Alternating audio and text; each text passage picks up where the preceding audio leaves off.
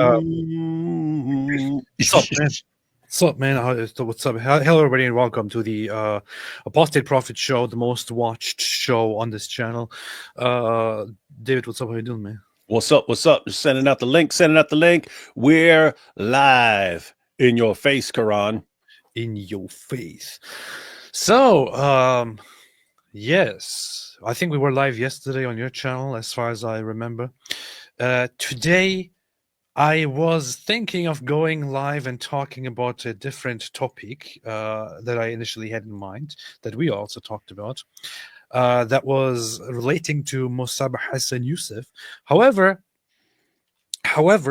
I looked at the thing that we were looking at, that we wanted to look at, his talk at the Oxford Union, which apparently they didn't publish and censored, and it turns Isn't that out crazy though? it is very low. Yes. Yeah, you're pointing out the audio qualities because that's someone recording on their cell phone, just the audio on their cell phone. But isn't that messed up? This is supposed to be like this great debate hub. And then they say, we're finally going to debate this. We're finally going to debate whether Israel is an apartheid state. And Mosab, Hassan, Yousef comes in there, gives a full presentation wearing a tuxedo, and they don't post it. And I don't know why officially. I don't know why, if they're giving any explanation. I know he messaged right afterwards. He says that during his time, he asked the group there if they had been informed of Hamas's plans before the attack. You know what they're going to do. You know they're going to go over there. They're going to slaughter as many people as possible, rape, kill, all that stuff. How many of you would have notified people in Israel to warn them of this attack so that they could not be killed? And he said it looked like around 75% said no, they wouldn't have warned Israel. I saw someone else say no, I was in there, and in the crowd is more like 95% said no, they wouldn't have warned them. And so that's what happened when he gave his presentation, and they released other speakers, their presentations. They're not releasing his. And so the question is why. It would obviously get a lot of views. If you are these pro free speech, pro debate people, you would obviously want people to see the presentations at this huge debate. If they actually withhold this, and it's because of that, that's some messed up stuff, because you're basically concealing the fact that he let the cat out of the bag and show that you're a bunch of evil scumbags who want to see as many Jews slaughtered as possible. In which case, why should we take anything you say seriously?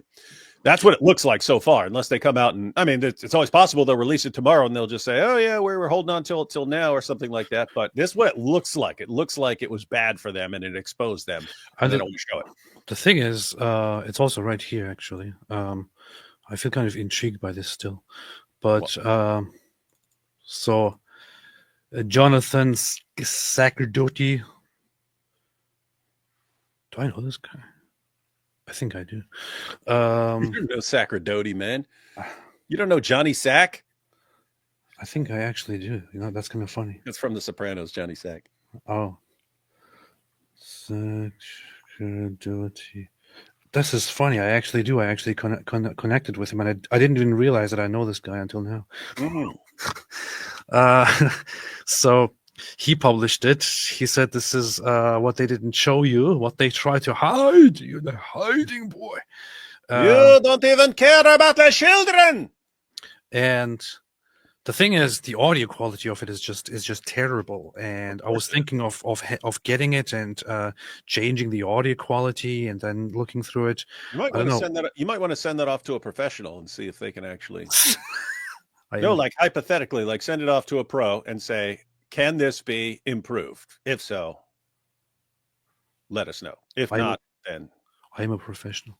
Raise their hands that will report a massive terrorist attack that targeted civilians indiscriminately, that includes Arabs, Muslims, Jews, Christians, peaceful farming communities on October 7th. Do you think this is worth listening to? It's actually not as bad as I thought it would be. I thought it would be worse if we're trying to listen to it live, but you might want to get You might want to ask people, should we listen to some of this? Let them listen to a little bit of it and ask the poll real quick. Indiscriminately.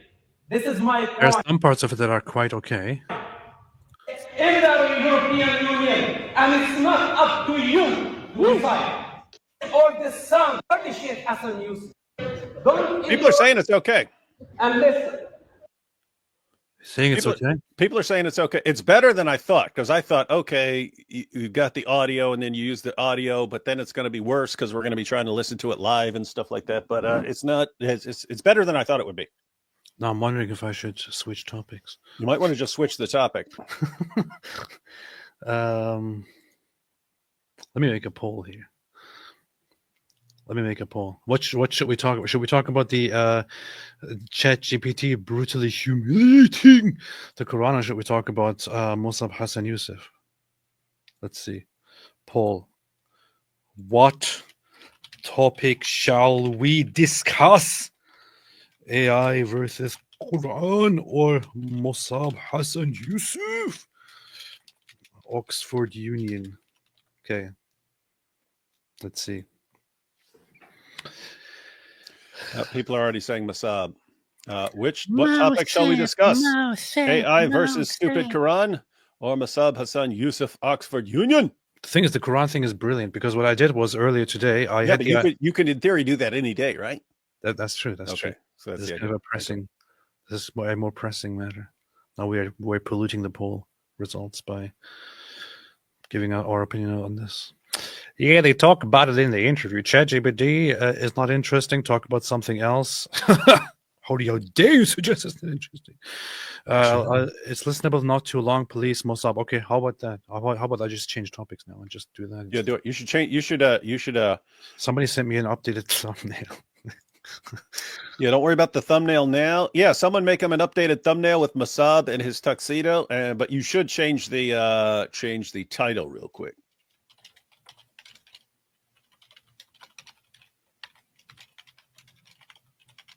I'll just wait. I'll just sit here and wait all day.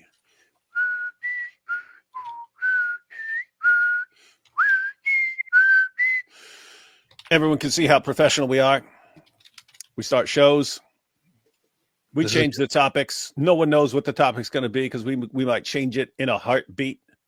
This is the ultimate professionalism. What are you talking about? It is. This is the most professional thing I've ever done in my entire life. Alhamdulillah. I could always do the other things some other time.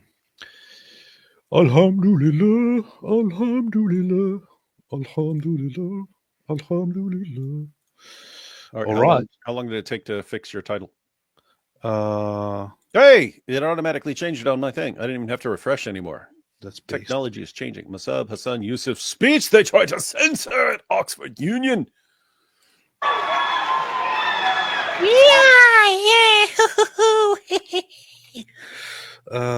Let me quickly fix a few things here. Yeah, just take your time. Just take your time. Yeah. Everyone want me to go through it? Hey, want me to go through these first couple super chats real quick while you're go for a walk? No, I'm ready. Too late. I already put up a super chat. Hey Pete, are you looking forward to Skyblivion? What in the world is Skyblivion? Is that a mix of Skyrim and Oblivion? Those are games. It's probably some weird video game nerd nonsense that you and Mike Winger will be. Skyblivion is an upcoming open world action roleplay. What? No, it's not. This is a mod, community made. This is weird. I don't know. I'm not sure why. I'm not sure if. Are you looking forward to it? Yes or no? Yes. Okay. Yes. Noah Star said, "Hey AP, I'm going to Israel next week. You and David would have raved about the shawarma place in Bat Yam. What's it called? I want to go." I don't remember what the place is called. I could actually look it up very quickly. Hey, if you remember the address where we were at, it's right around the corner from that address, so you can actually look it up there. Yeah, I just have to remember what kind of what app that was that I booked that place with, because it was some weird thing that I never used before. But yeah, I can definitely tell you later what that place was. I'll look around, see if I can find anything. If I listed anywhere back. Yeah. The Oxford speech will create many great laughs and some deep emotion, inshallah. Let's see, have a look then, inshallah. Okay. My name is Mosab Hassan Yousef. For those who don't know me, I think most of you know who I am. Oh, we know who you are. Order, please. This is how it starts. Yeah, he says, "You know who I am." Someone says scumbag, and he doesn't say scumbag. He says sharmut, which means. Oh, yeah, I didn't know that. I couldn't hear it because the audio was weird. Yeah, we're quite familiar with that. Isn't it like, think about his great crime? His great crime was he left a terrorist organization and started working against the terrorist organization, and now you've got a room full of young people at the Oxford Union who think he's a terrible person for that. Like, Connor Bushy, what do you want from me? Slow mode is on. Stop spamming slow mode. Slow mode is on. What do you want from me? Pray for Christians from Syria. There's lots of stuff going on in Syria right now. So he says, Don't know me, but I think most of you know who I am. He says, most of you know who I am. Somebody then says sharmut, which is what you say for a man instead of sharmuta when you call him a whore. I really wonder what kind of person said this. Like, I wish it was on camera. I really wonder what kind of a person actually says this. And I would think that somebody who knows the language and who calls him that here considers him a traitor because he betrayed his terrorist Hamas organization, which in all honesty, if you are part of that, you deserve to die. If you support it, you're not really a human being who deserves to live, in my opinion, and so on. So what kind of people sit in Oxford and actually call somebody who left Hamas a traitor or a whore? Order. Please allow the speaker make the speech in silence. And please show courtesy to the speaker. I am sentenced by my father to death. He made my blood allowed. Why? Because I reported on suicide bombing attacks that targeted civilians indiscriminately. This is my crime. And guess what? It is not a secret that we discovered. It was my initiative that I repeat myself to the public of what I did because I am not ashamed of saving human lives. You should be ashamed of taking a fight of terrorism. Also, I am not going to apologize for reporting Hamas and for reporting terrorists. And know that we will fight anyone who takes the side of terrorists. Hamas is a terrorist organization in the UK, in the United States, in the European Union, and it's not up to you to decide. Sit down. Now listen, only Sheikh Hassan Yousef has the authority and the power to pull the trigger. Not you, not him, not her. Sheikh Hassan Yousef is his father. His daddy. His dad. His father, who is a co-founder of Hamas and who condemned him, disowned him, who raised him. It's actually very tragic. It's I read his book, and he had a very good relationship with his father, and he actually had a lot of respect for his father, and really looked up to his father, and all that. But he didn't understand what exactly they're doing, why they're doing it, and so on. He changed in prison, turned against his father, worked against his father and his people, the terrorists. And later, his father, of course, disowned him and called him a traitor. Only Hassan if he has the courage to point a gun at his oldest son and pull the trigger. Anyone else who try to do that will be dealt with differently. Now, how many of you sitting here want to teach me a lesson about morality? If you knew about October 7 attacks, any of you, raise your hands. If you had information about Hamas attack on October 7, would you report it to the authorities? If you do, raise your hand. Sit down. Less than 5%. Whoa, there you go. Less than 5%. Raise their hands that will report a massive terrorist attack that targeted civilians indiscriminately, that includes Arabs, Muslims, Jews, Christians, peaceful farming communities on October 7. Yeah, and hey, isn't that interesting? Because these are the people, oh, but what about the civilians? What about the civilians? Okay, Hamas went and killed a bunch of civilians. If you had known about that, would you have shared that information? No. What's that mean? You guys don't have a problem with killing civilians. You love killing civilians. You just love killing Israeli civilians. You love it. You have zero problem with killing civilians. It's just you complain about killing civilians when it's convenient for your case because you know that'll help dupe people into thinking that you guys have good intentions. Pretty sick stuff, man. The one reason that I don't want to talk about this topic is that it makes me really, really mad.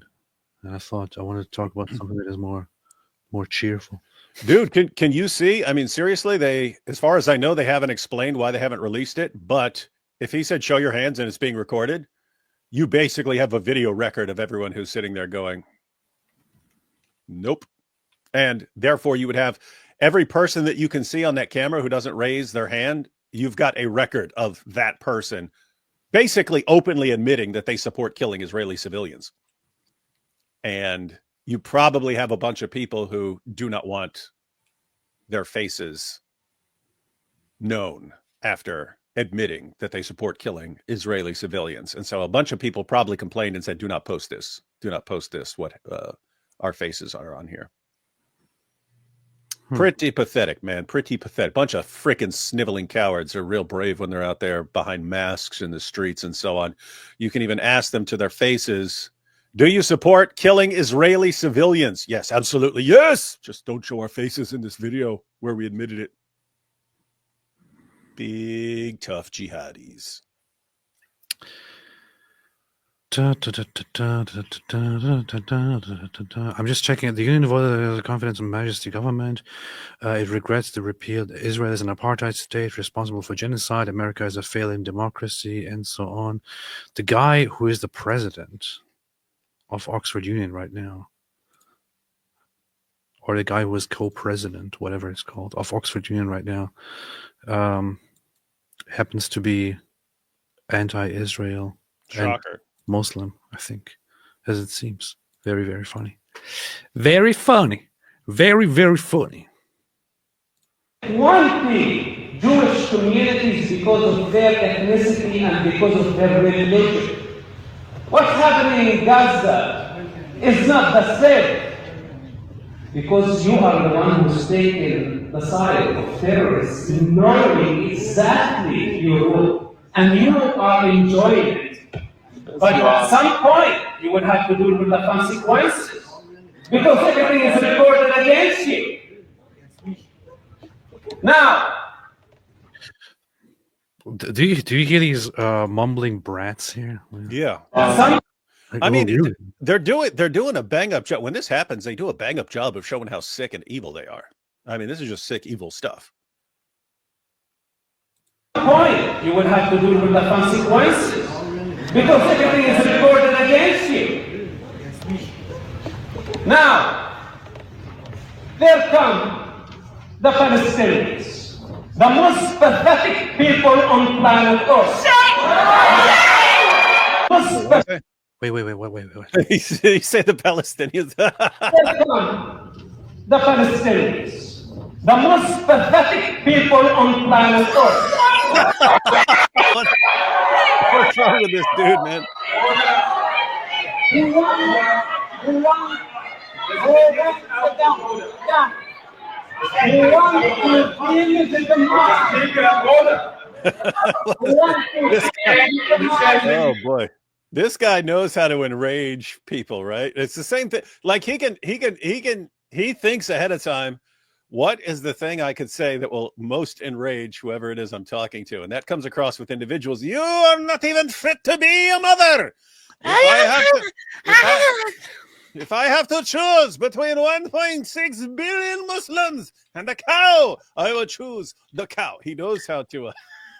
No, this is so pathetic. In all honesty, in my opinion, if you try to appeal to people like this to change their minds on the whole pro-Palestine thing, in my opinion, it's not the best route to go to say that Palestinians are the most pathetic people. However, this just reveals one thing to me, which is, so Oxford Union is meant to be, by the way, completely independent from Oxford University, nothing to do with each other, is meant to be a society for unrestricted, open debate and free speech and reasoning and so on. So people are supposed to sit down and listen to each other speak unrestricted.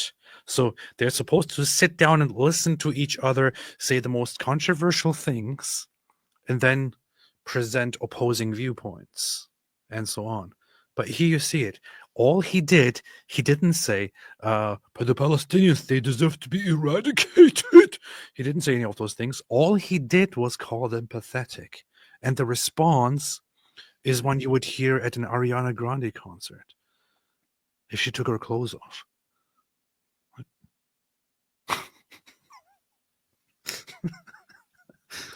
Now AP's got everyone imagining Ariana Grande taking off her clothes. Great job, AP. It's just so pathetic, man. No, it is. I mean, and you can think, you say, "Oh, that's kind of a mean thing." What about the Palestinian Christians and the Palestinians who actually don't like Hamas and so on? What about them and so on? But anyway, it's interesting because the people on one side are Israelis are scum. The Jews are the worst of creatures. They will be hiding behind rocks and trees as we exterminate them. They're very okay with this kind of rhetoric when it's going against the Jews. He just flips it, which is what he always does. People always believe it's okay to use like extreme rhetoric going in one direction. The moment you use the exact same sort of rhetoric in reverse, then they lose their minds and cry like babies. Interesting. Like, take your pick, ladies and gentlemen. Either you don't want to use sort of inflammatory rhetoric, in which case don't use it, or say it's okay. And if it's okay for you, then it's okay for Mosab. Under no circumstances should you be allowed to use it on your side, but whine like babies whenever someone so pathetic. Someone says it in reverse. Pathetic. Oh, hang on. What? Hey, guy who asked about the sandwich shop. I think I found it. Remember how there was a pastry shop right across the street on the corner? I looked up pastry shops, and then I went from pastry shop to a sandwich shop across the street from it. I think that is the sandwich shop. You found it? I believe I found it. I just gave the address to the guy who asked for it. He's going to be there next week. You did? How did you give the address? I just clicked on it. I looked up pastry shops, and I was like, "Oh, this one's on a corner." And then, so it's got to be one that has a chat. Huh? I posted it in the chat. Okay. Oh, I found it too. It's funny. I found it just within just 5 seconds of looking it up. See? Is that the correct address?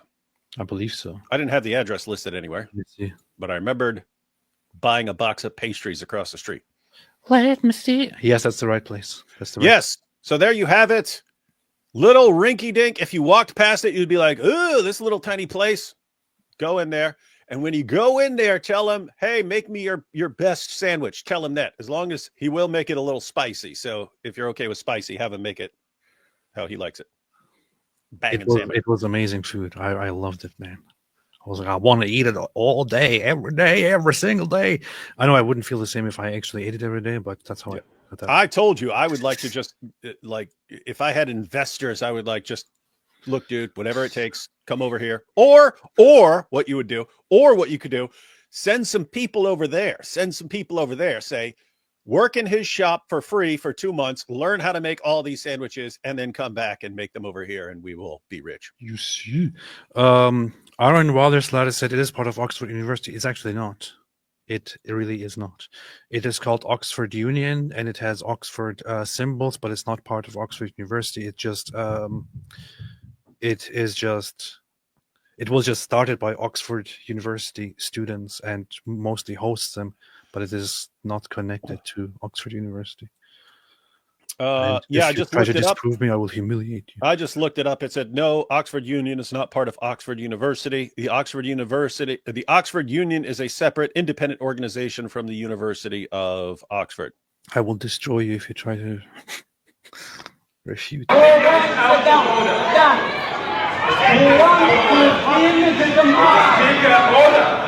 at these freaking babies, man.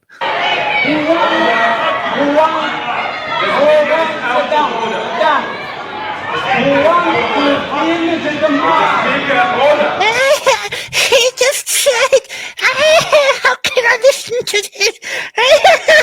He just said Palestinians are pathetic.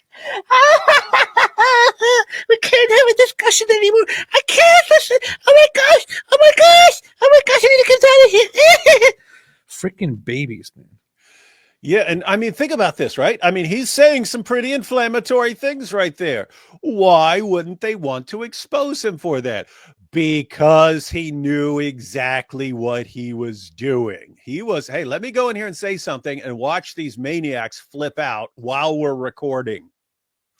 And then all their faces and all the stuff they're going to be yelling is going to expose them for being a bunch of evil, sick people. And the whole world is going to find out how these people actually support slaughtering, raping, torturing, and so on civilians as long as they're Israelis. So he planned it. He got him to do it. Dude, I like the way he's thinking. He's like, hey, I can go ahead and blurt something out and people think I'm a bad guy and stuff like that, and I don't care as long as they get exposed as well. I like that thinking, but it's messed up that they wouldn't post it. This makes sense. He won that one. It might be that technically it is independent, but alumni of Oxford University all get lifetime member. Yeah, that might be that. That's probably that makes sense because it's for Oxford University students. So I get that. Probably makes sense. Was just pointing out that it's not officially part of the university. So it's just a student society. Yeah.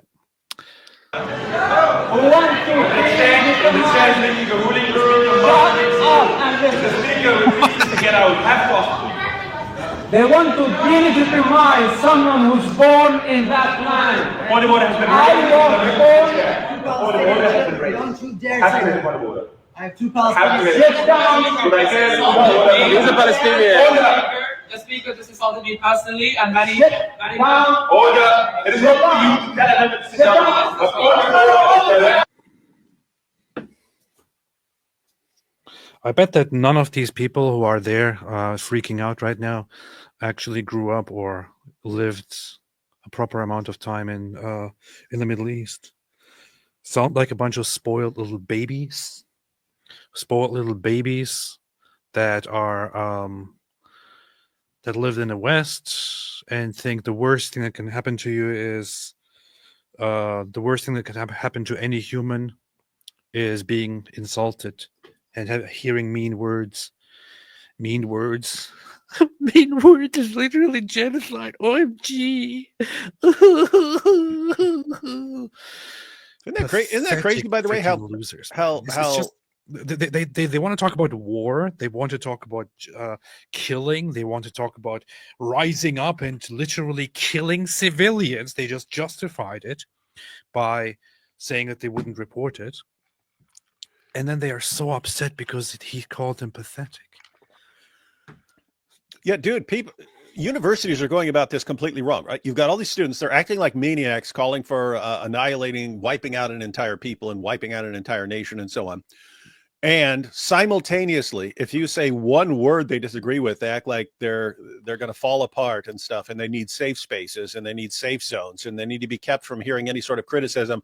Doing it the exactly wrong way, universities.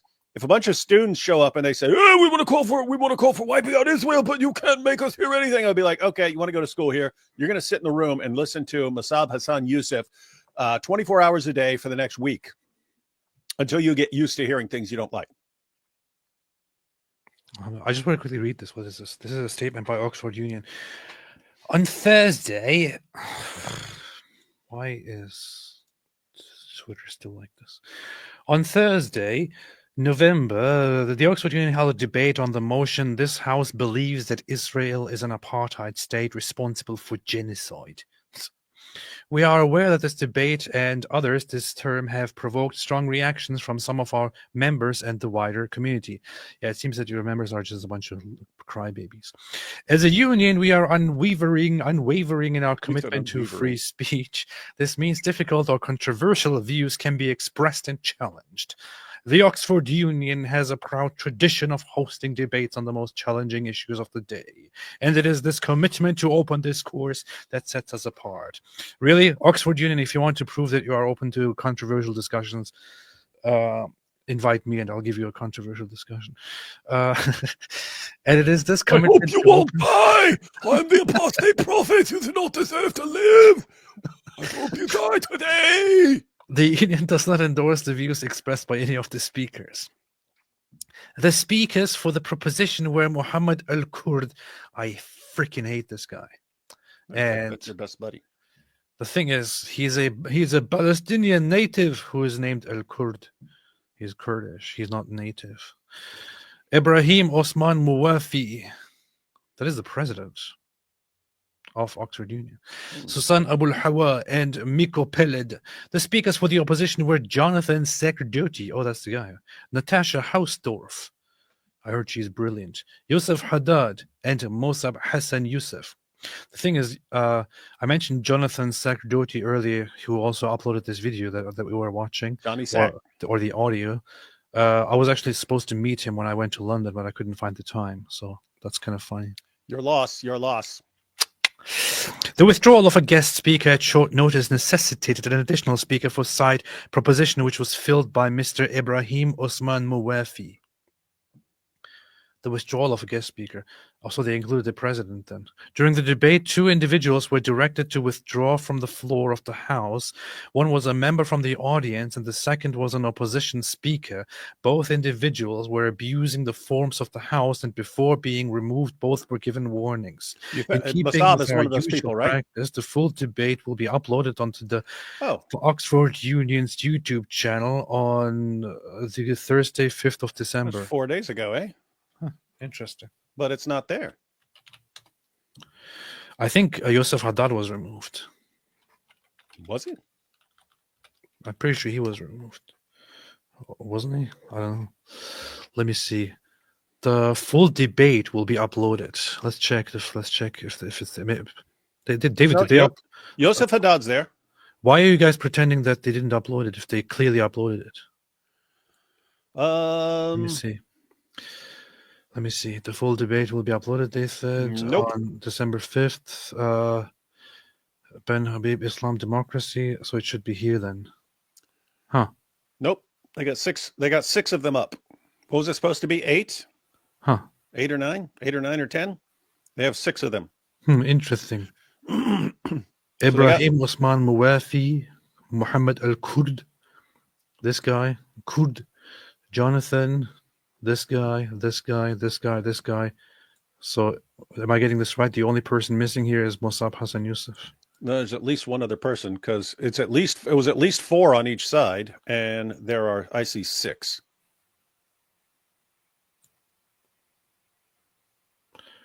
Miko Susan Abu Hava. Who is Miko? Miko Peled. Miko Peled is missing. Where's Miko? Who is Miko? Who is Miko? We find no Miko. We Miko. Miko has been replaced by Sneeko. That would be funny. Miko, where is Miko? Miko, where is you? Where is you? So they said the full debate would be published on December 5th, and they weren't published. December 5th, the full debate was not published. What happened? What happened? What happened, Mr. Oxford Union? What happened? I gave my theory. I think it is correct.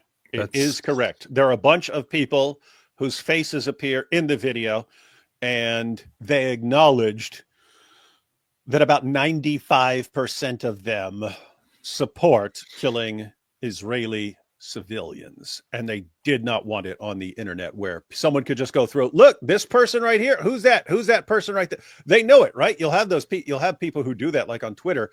They will actually take a screenshot of this person's face, say who is this and stuff, and say this person actually supports killing civilians and so on. So I think it's pretty clear. They just Mosab got him, but they had the video footage, so they can quiet it down. Tonight we debate THB, America as a failing democracy. This is not the one.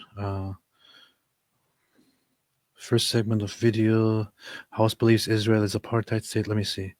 Tonight we debate this.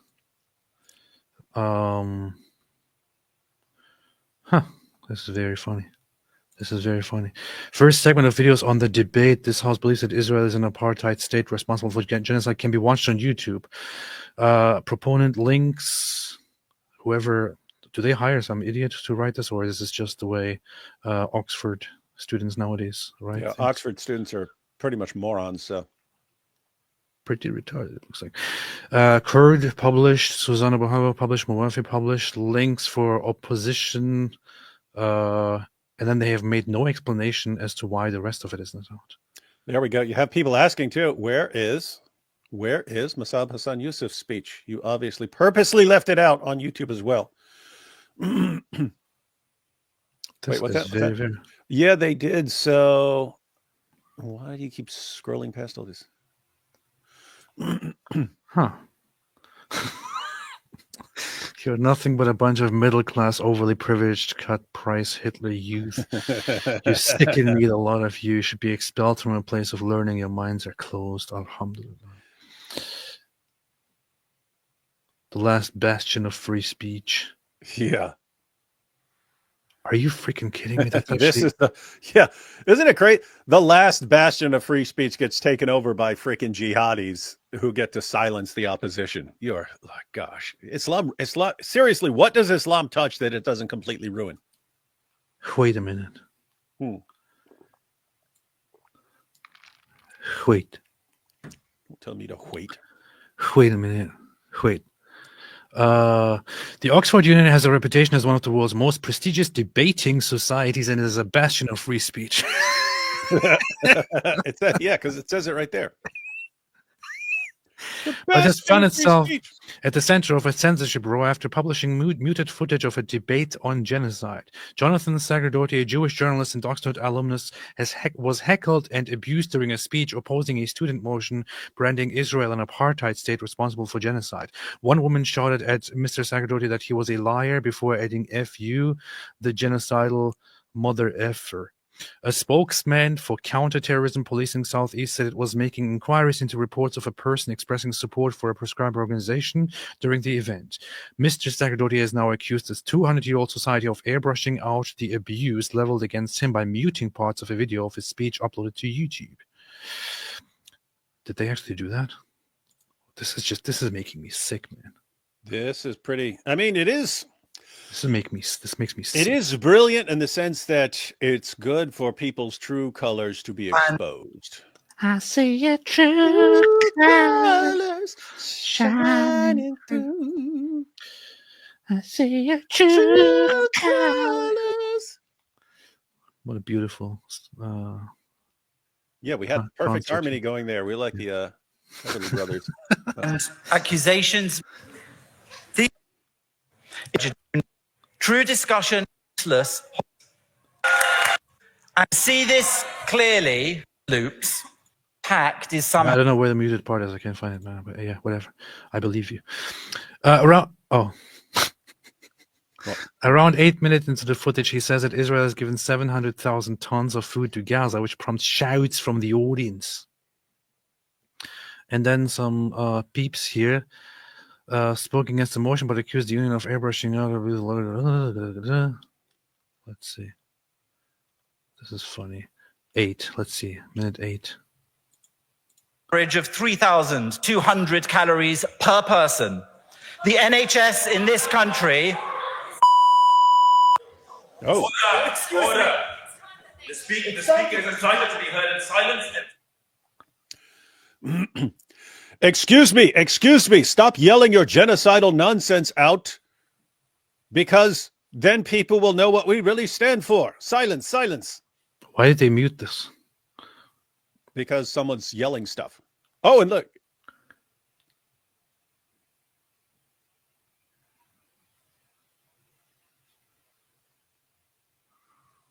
So people are yelling stuff. Is that Mosab there? That's Mosab. Yeah, there's Mosab.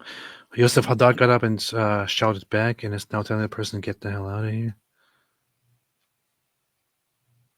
You are not even fit to be a student.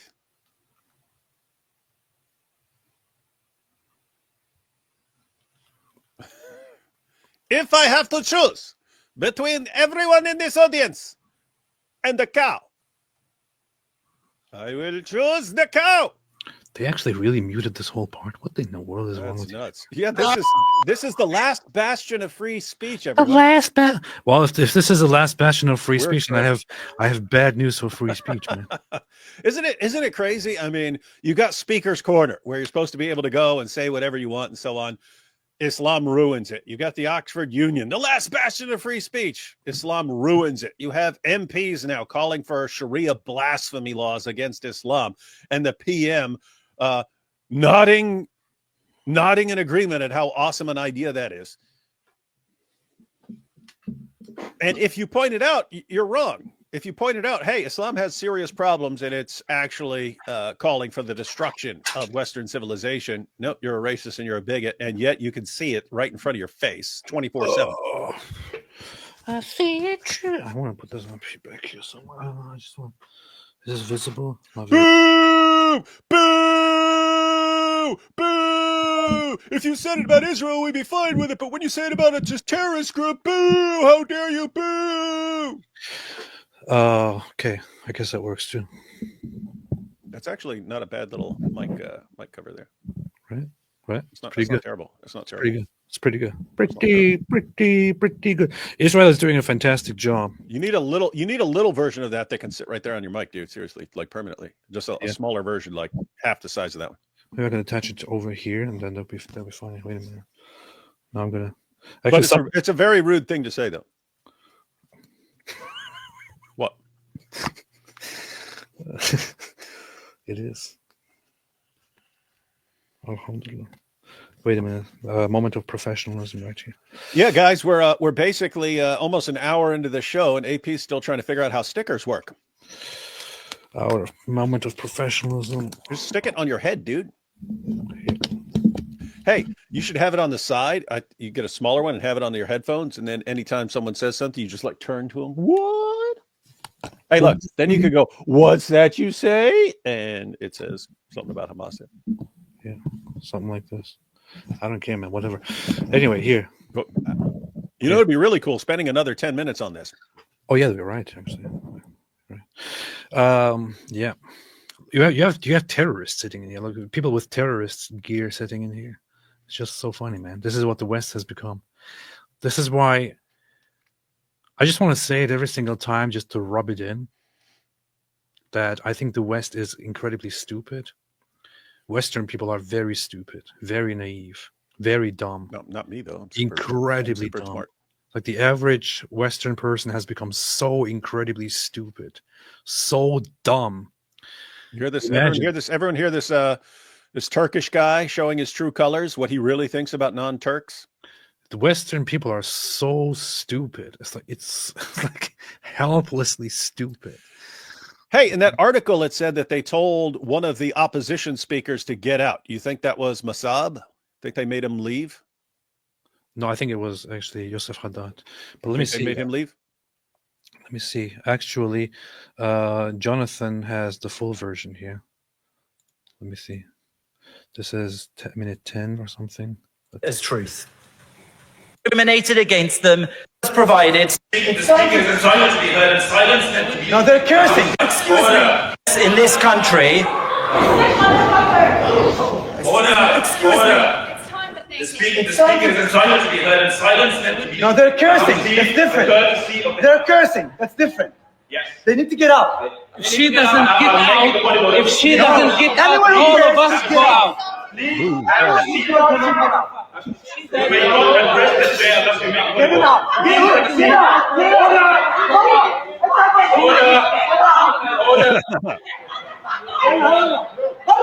Oh yeah, I can hear question. Get it out. Get it out. Get it out.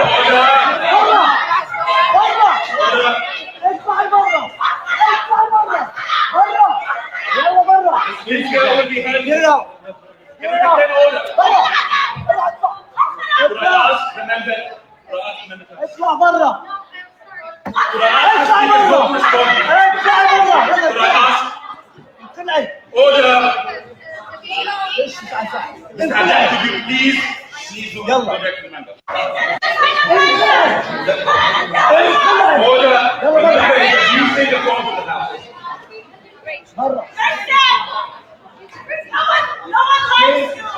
It's okay, I don't want you to lie to me. يلا برا برا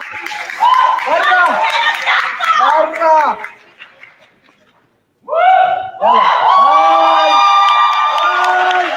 No, no, no, no. No, no, no, no. Order now. Order. Islam ruins everything. Order. Hold Hold on. Order. What do you think? This is actually these are things that you say, order, like in a house where there is actual order, and where it is not the norm to not have order, where it is not the norm to have. This is something that you say in a house where you don't have a bunch of terrorist supporters. How do you think you will have terrorist supporters and terrorists under control by just saying order, mate, order. Order.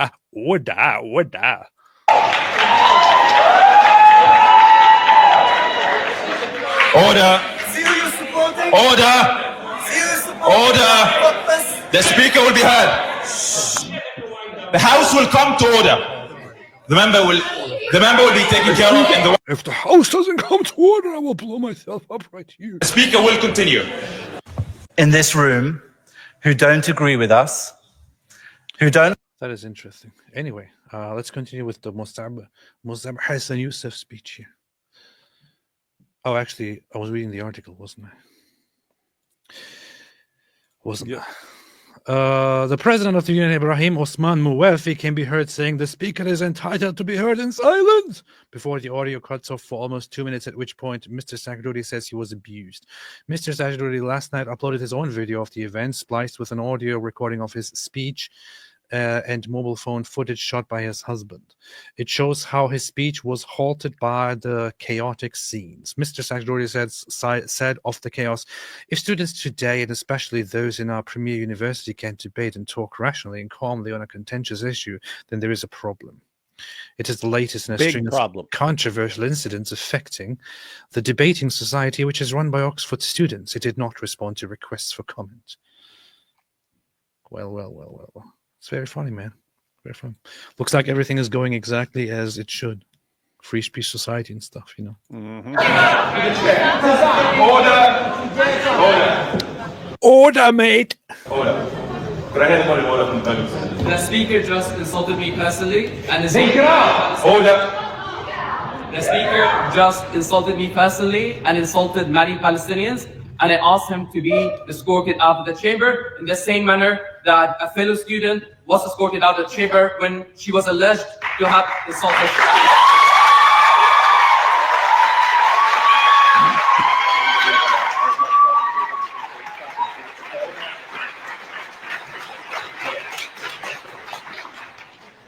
Again, I have not speaking to you. The speaker was out of order. Ooh, see? They asked Mosab to leave.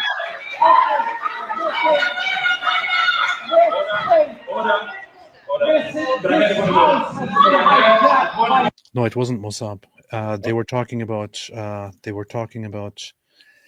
Yousef Haddad while Mosab was speaking. Let me see. Let me confirm that. Well, yeah, I don't know, because based on what we just heard, he called Palestinians pathetic, and it sounded like the guy was saying the speaker just insulted me and many Palestinians, so he should be removed since you removed a girl. Order, mate. What happened with this guy here? From the river to the sea, including the 2 million Arab Israelis, which is a blended lie from the river to the sea. You can win, and you know what? This time, I asked you to respect the rules of the House. Fine, I'm done. He has been very generous with this time. I asked you to respect the rules of the House. Fine, I'm just four less words. You know what you're losing because you thought you could destroy Israel, but Israel is here to stay. What do you mean generous with this time? Interesting. Anyway, man.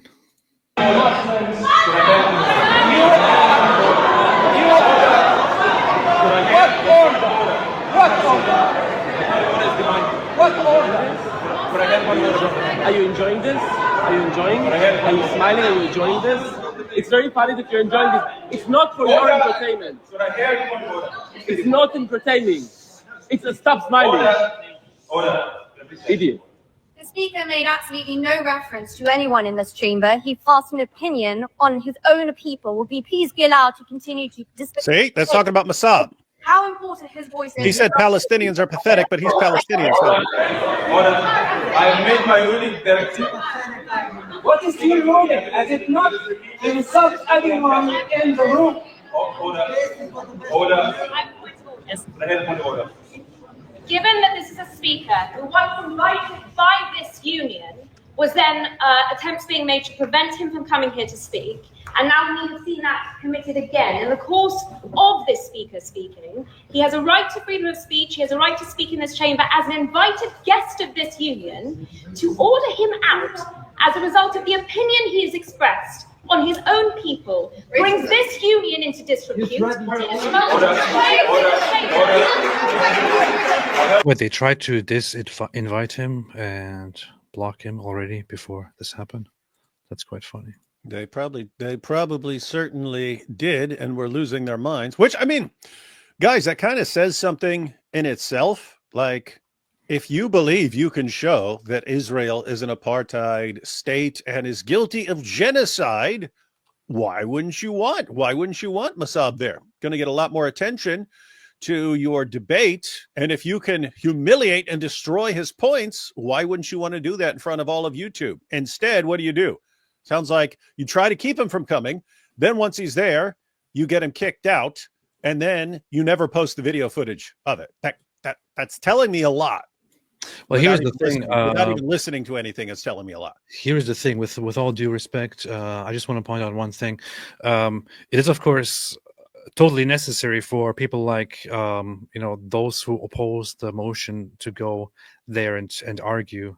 However, that said, these pathetic people, by which I'm referring to the entirety of the Oxford Union in this state, all they can do here is to discuss whether they believe, whatever that matters, they believe that Israel is an apartheid state that is committing genocide. Nobody gives a flying fig about what they decide. Nobody cares about whether they think it is an apartheid state or not. Nobody cares if they think there is a genocide or not. Nobody cares if they think that there is that Israel is committing crimes or not. Nobody cares. They can all come together, and 100% of all members can come together and decide that Israel is bad. It would not matter at all. Nobody cares. Nobody cares. Come on, AP, not entire union. That one chick speaking on his defense seems like a good egg. No, the entirety. I'm referring to the entirety. Of course, in the union there will be good people who are against this pathetic trajectory. But in the current state, it seems like a completely ridiculous club of just babies crying and trying to form an opinion that they think matters in the real world. It doesn't matter. Nobody cares. Nobody cares about your stupid opinion, you freaking babies. And think about how, again, how Islam just ruins everything. You'll take a good idea. The United Nations is a good idea. It's a good idea in principle. Let's have something where all representatives of all the nations can get together and discuss things and iron things out. What happens? Bunch of Muslim majority nations enter into it, which would be fine. But what do? They use it to turn it into something which destroys its purpose. They do the same thing with the ICC. They do the same thing with the Oxford Union. They'll do the same thing with really everything, social media platforms and so on. They'll just keep in there, organize complaints and so on until they basically ruin it and make it one-sided. And somehow you're still just a racist if you don't like all the rules of your society and every good thing in your society being transformed to bring it in line with the ramblings of an illiterate 7th century Arabian caravan robber and pedophile. Caravan robber. Why is there some stupid bot who is posting fake Talmud quotes in the chat? Groper. It's what they do. It's what they do. Groper. They got the gropers. Is one of those people who got one of those graphs where there are supposed Talmud quotes and then just post them in the chat. Yeah. And like and like a third of the sources they're quoting are fake, made up. They're made up. from the book of God, Chas. Yeah. And Libre David. Libre David, number 67, it's in there. Really? Can you show us Libre David anywhere? Oh, I thought in a meme posted by Nick Fuentes. There was this other thing the other day where somebody posted a supposed Talmud, a supposed quote in response to something that I posted, which was my post about Hitler. When I made a post about Hitler, as I always do. I said Hitler hated Christianity and aimed to replace it after the war, yet a confused minority of people worship Hitler while pretending to be Christians. Christianity and Nazism are fundamentally incompatible. You can't genuinely follow both. And then some guy here comes and this is so funny. You are brown. You're brown. I said just more evidence that your superiority is nonsense, but later on I thought about this and I thought I should have said, you mean like Jesus? Look, but this dope got 273 likes. You are brown. It just shows once again that the West is just getting completely stupid. I don't know, man. You see this? The Turk once again saying that all white people are stupid. Western people, what's wrong with you all? What's happening? White Westerners are stupid, he just said. Was Martin Luther a Christian? Yes, he was. He was also quite a lunatic, sorry to say. And I know some people will not like to hear that, but that's just the truth.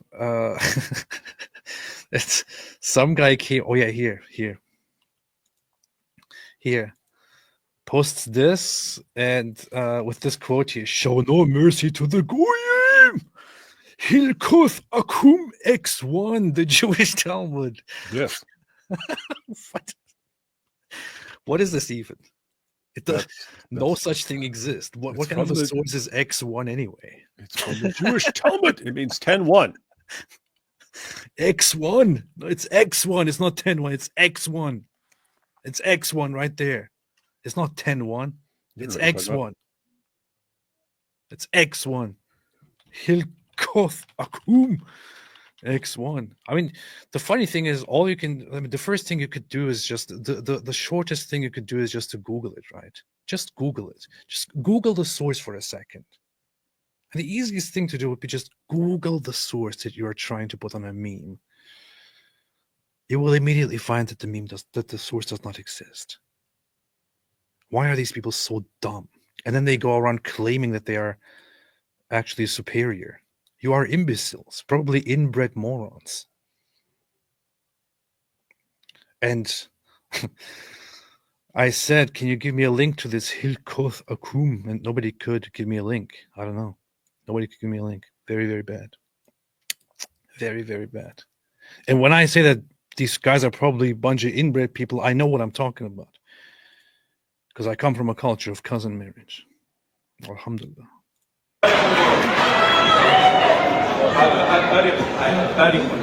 I have made my ruling very clear. It is clear. Please proceed without making any disparaging references to any population. Please continue. That's the ruling? That's funny. So you can't say that Palestinians are pathetic? That's ridiculous, man. Bastion of free speech. They want to delegitimize my right to exist because I oppose their violent ideology. Then they want to cry day and night of a victim. Order. I have to get one order. The speakers of the opposition have said this entire debate. God. Violent ideology. Then they want to cry day and night of a victim. Order. I have to get one order. The speakers of the opposition have said this entire debate, insulting Zionists, Israelis. Israel being a national. Not Israelis. Not Israelis. That's not Being asked not to Jews leave and not on a Israelis. different side of the I have nations on both sides of the allowed to make their speeches. Oh, you can apparently say whatever you want about Zionists. And that's the issue. That's the issue, right? I mean, I guarantee any one of the speakers could have, it's all genocide, genocide, it's all they do. It's a genocide, they're trying to take over the world and they run the banks, and that would all be fine. You can say whatever you want about Zionists. He said, oh, I didn't say Jews, I didn't say Israelis, I said Zionists. Okay, so you can say whatever you want about Zionists. Oh, Zionists, they sacrifice babies and drink their bloods. They made babies disappear. The Zionists babies and the control crackers. the whole world. They want to do this and this and that. They want to eat us all alive. Well, I didn't say Jews, I said Zionists, right? Yeah.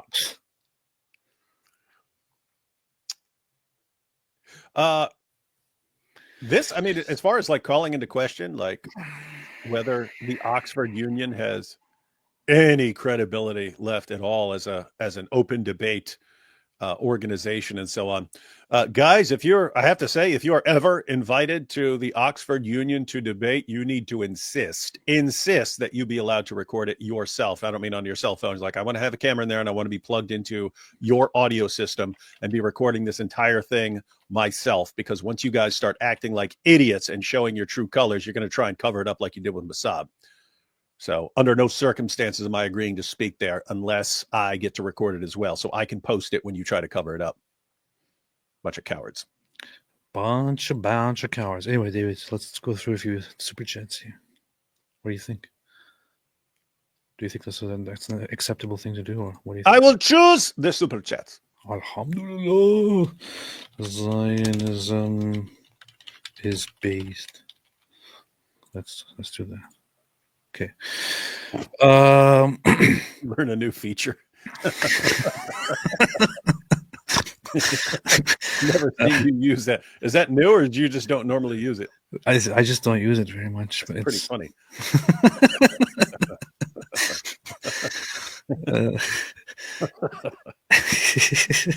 It's quite good. So, super chats. The Oxford speech will create many great laughs and some deep emotion. Well, we listened to you, dear Gargetry, and we started playing it, so I hope you're happy now. And Berliner said, real professionals, David Wood always writes his real live post after stream started. AP changes topic after stream started. That's true. We're super professionals. That's what they do. Bully McGuire says, in my dreams, I saw a revelation that AP was the next prophet. I saw 72 goats kissing Muhammad and Allah groin. That's funny. In my dreams, I vision myself at the ocean, beautiful girls rubbing me down with some lotion, even though you know I got these 72 babes. What? Boomer, did y'all see what Wes Hoof? Did y'all see what Wes Hoof posted that Wes Huff posted the full debate with Billy Carson. I've been seeing a lot of stuff about that, but until recently, I had no idea who Wes Huff is. Someone brought it up a couple weeks ago. And then Billy Carson, I had no clue who that was until it came out that they had a debate and Billy Carson demanded that it be taken down or something like this, and then something. But I haven't been following it, so something. No idea what any of that is about. I have no idea either. Matter of fact, let me look up while you're pulling up Super Chess. Let me look up. Apparently, IP is right. IP is live with Huff or something. I don't know. And apparently, it's an important issue because they got 3,400 people watching live, which means there's a lot of people who are interested in something that I've never heard about. Billy Carson. Who is that? Who is Billy Carson? Dang it. AP, I want that hat for real, for real. Maybe I should sell merch. You should. Why wouldn't you? That's a good idea. I'm gonna write that down. I see a true callous. I'm gonna make it a super cheap hat with this on it, so that everyone can have one, and you can give it to your grandparents and grandchildren, and so on, and your descendants and your descendants. I don't really care much about the whole about all the debates on religion anymore at this moment, so I don't really know what's going on. Yeah, if someone's in stubborn rebellion, then what do they do? Alhamdulillah. Leave of a Vine Eternal said, son of a terror group's founder. This is a terror group I of all people should know. Some crumpet eaters. No. You're the real terrorist. It's stupid Zionists. I don't think it's terrorism. I think it's so cool. It's like resistance is amazing, man. Sketch therapy is Oxford Union like Federal Express, not federal. Yes. That's funny. Like Oxford Union, like Western Union. Yeah. Devin Klassen says, a suggested merch idea shirt, an Arabic restating Surah in Nisa 497. I'd wear it. What is 497? Don't do it. What is Surah 947? I said don't do it. What is Surah 947? Don't do it. What is Surah 947? Don't do it. Indeed, those whom the angels take in death while wronging themselves, in what condition were they will say we were oppressed in the land. The angels will say, was not the earth of Allah spacious for you to emigrate therein? For those their refuge is hell, and evil it is as a destination. You could just put I was going to paraphrase it in my own words, but I decided not to in the last moment. So it's basically a message for Muslims to say, if you don't feel happy here, just get out and go somewhere else. Still Dr. Whitemeat said, thanks for the year, bro. Love you and Daily Wire. GB, Great Britain, your families. I keep y'all in my daily prayers. You strengthen my iman, and I'm extremely grateful. Thank you so much. Great Britain, you and too. And Great Britain, your family as well. So Dr. Whitemeat, appreciate it. Thank you. Always happy to have you here. Tweak 87. Why do Muslims men send their women out to wail against things they hate? This is very racist, and it's only 99% true. I am Belina Belina. Came for ChatGPT, stayed for Mosab and the children. Some people are asking what's with my interview with Mosab Hassan Yousef. I actually have it ready, finished, produced, uploaded, prepared to publish. I have been, however, thinking about adding a little section of something to it this entire time, which I haven't gotten around to do. Yeah, so it's best to just sit on it perpetually until you eventually decide whether you're gonna. Yes, I thought I should just wait and see, publish it sometime within the next 2 years or so. I'll see.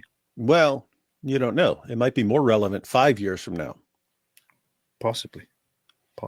Maybe Mosab will die or something, you know. And then I could just publish that and say, "Hey, I had an interview with him before he died," you know, and publish it then. That'd be beast.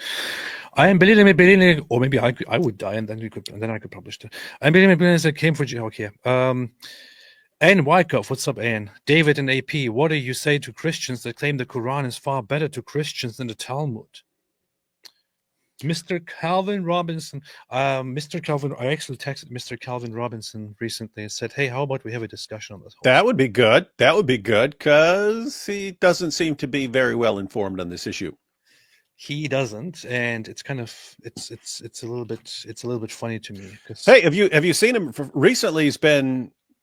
To be clear, guys, Calvin Robinson is he'll say whatever he thinks and so on, and so that's cool a lot of times until he doesn't seem to get something. Like recently, he's been complaining about the phrase Judeo-Christian values. Like, what? Why do you say Judeo? Why do you say Judeo? Well, there's a reason, because it comes from the old covenant, right? Like, so you take something like, if you say, well, the Christian idea that human beings are created in the image of God, that has played a big role. Well, that's a Judeo-Christian idea. It's part of Judaism and Christianity, right? That's why it had an impact, and it's in Judaism and Christianity. The love your neighbor, don't oppress foreigners, and so on. These are not just Christian ideas. They're Judeo-Christian ideas. And so it's simply true to refer to certain ideas as Judeo-Christian ideas. There are ideas in the New Testament that do not come from the Old Testament. There you could just say a Christian idea or something like Christian value or something like that. If it's in both, it's kind of weird to just kind of steal credit for it, even though it was also in like the Torah and so on. I mean, what's so bad about putting Judaism and Christianity due to their shared origins and their cultural contributions and so on together into a camp and just go with that? What's so bad about it? Why would anybody have a problem with this except you have a problem with Judaism or with Jews? It's so weird. It's extremely weird. I mean, when you read the New Testament, you read like the book of Acts and so on. Paul didn't have a problem with it. You read the writings of the Apostle Paul. Guys, these guys did not think they're starting some new religion. Yes, exactly. It's hey guys, here's the Messiah. Here's the Messiah, the one we've been waiting on. Here. And so there are Jews who are recognizing him as the Messiah and Jews who aren't recognizing him as the Messiah. These guys weren't like, hey, let's go set out and form our own religion and so on. So here is I'm not sure what they're talking about, who this guy is, but the Talmud is uniquely hostile toward Jesus Christ. Islam may play off Christianity. It is a Christian heresy, but Talmudic Judaism is explicitly anti-Christian. This is an incredibly ignorant statement on so many different levels. I could make a whole live stream about just this alone. This is just completely ignorant statement on so many levels. Yeah, on a lot, especially since he's saying Talmudic Judaism is explicitly anti-Christian, as if Islam isn't. Islam is actually better. Islam may play off Christianity, but wait, what are you talking about? Islam calls for the violent subjugation of Christians. Look, I don't know why some people don't want to hear this, but there's just one thing. There are some people who are going around actually thinking, I referred to Martin Luther as a lunatic earlier because he was in that same camp. Some people are actually going around and suggesting, because they have a problem with Jews, that Judaism is explicitly anti-Christian and anti-Jesus or something like that. I'll tell you something very, very, very, very interesting, a very interesting fact. And you can ask this to any rabbi, to any practicing Jew, to any non-practicing Jew, to anyone out there. Jews do not spend 1% of their daily life, do not spend 1% of their lives thinking about Christians, talking about Christians, thinking about Jesus or talking about Jesus. Now, you might say, some people might get this the wrong way and say, oh, that's not good. Well, you know what the point here is? The point here is they don't care. So the whole accusation that apparently there is this giant conspiracy where Judaism, where the Jews are cursing Christians day and night and cursing Jews day and night, it's complete nonsense. It is complete nonsense. Most Jews go through their lives without ever thinking about Christianity or about Jesus. That's it. That is the truth of it. That is the reality of it. The Talmud spends the Talmud takes years to read and study because it's not a book. It's a giant library, and it mentions twice or two instances or two characters that are occasionally associated with Jesus. One is Yeshu something something, the other is Yeshu son of something something. One of those historically doesn't line up with Jesus, but anti-Semites frequently disregard all of those surrounding facts, of course, and use anything that they can as this is talking about Jesus. They even use characters that are completely unrelated to Jesus or Yeshu and say this is talking about Jesus. No, the Talmud only has apparently two instances where a Yeshu is mentioned that could correspond to Jesus. However, that is very loosely mentioned by a rabbi to simply make a certain judgment about something that Jews do among themselves to entice each other to do certain unacceptable acts. It counts a character named Yeshu as part of those, and seemingly says that he was one who called people to idol worship. And that's it. This is one rabbi from nearly 2,000 years ago saying something like this. And Jews today don't sit down and are like, okay, we all, as Jews collectively, we all know we have a responsibility to sit down and study that part of the Talmud and memorize it and keep it in our hearts and preach it. No, nobody cares. Nobody cares. Except for those who study it. Those who study it don't really care about it either, because it is just a very fleeting mention that is quite unclear, like many other fleeting mentions in the Talmud relating to many other different things. It has literally no role at all. 0.0000001% of Jewish thought, of Talmudic thought, of the Talmudic text, and so on. Nobody cares, man. Hey, little interesting side fact. So the biggest problem in all this, AP, is that people still think of the Talmud the way they think of the Quran, like it's a collection of commands of God, and that it's binding on anyone who's part of that community. No, there is literally not one person on the planet who treats it that way, and you can't possibly. It is mentally impossible to take the Talmud the way that people think that you're taking it. Why? It will say the exact opposite things. It will say Rabbi so-and-so said this, but Rabbi so-and-so responded with this, and it's the exact, they'll say completely opposite things. And so what will the groper do? They'll cling to the one and say, look at what the Talmud says. This is what Jews believe. And they'll assume that the Talmud is filled with these little claims and that it's binding upon Jews. And it's not. It's giving you a record of the discussions and debates among the rabbis, and people don't understand it. Hey, AP, interesting little side note. Messianic Jews study the Talmud as well. Look at this. Hey, hang on. This is an important point. Messianic Jews who believe that Jesus is the Messiah. Yes. They use the Talmud too. They study the Talmud too. Yes. They believe in the Talmud in the same way that Orthodox Jews believe. They believe it is an ongoing discussion among rabbis about various issues, and they'll actually quote it and agree with this rabbi or that rabbi and so on. Well, how can they be using the Talmud when it says this about Jesus? They understand that's what some rabbi said. And guess what? They understand that they're free to reject what that rabbi said and to point out what this rabbi said and say, this rabbi over here, he gets it on whatever issue. And so it's just this weird, I don't know. It's so, if you wanted to say, hey, there's all sorts of stuff in the Talmud that I reject, fine, say it like that. When you act like it's comparable to the Quran, that it's just a collection of statements from God or something that are equally binding on all people, okay, that's complete idiotic nonsense. It's not true. If you say that this claim of this rabbi is somehow binding upon all, okay, you sound like a moron. It's not. That's not true. We've said it 1,000 times. You can criticize the Talmud, but how should you criticize it if you want to criticize it accurately? You say, okay, in the Talmud, Rabbi so-and-so said this, and that is bad.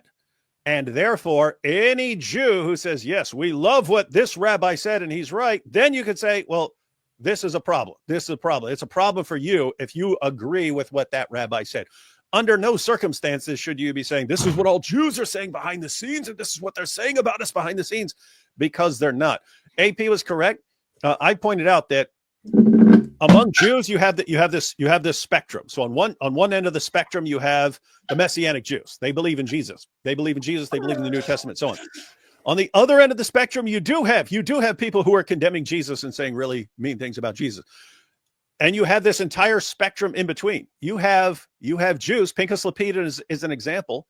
He was an Orthodox Jew who believed that Jesus died on the cross and rose from the dead, but he believed it was for the Gentiles. So yeah, he believes that Jesus is the one who's going to be the light to the Gentiles and so on. He just doesn't believe he's the Messiah for Orthodox Jews. So I would disagree with that, but the guy does not have a negative view of Jesus. You have people who believe that Jesus was a kind of moral reformer, and they approve of his moral reforms and so on.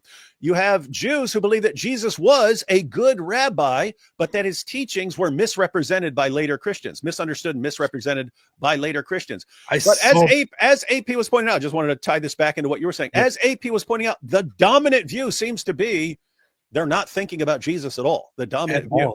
Yeah.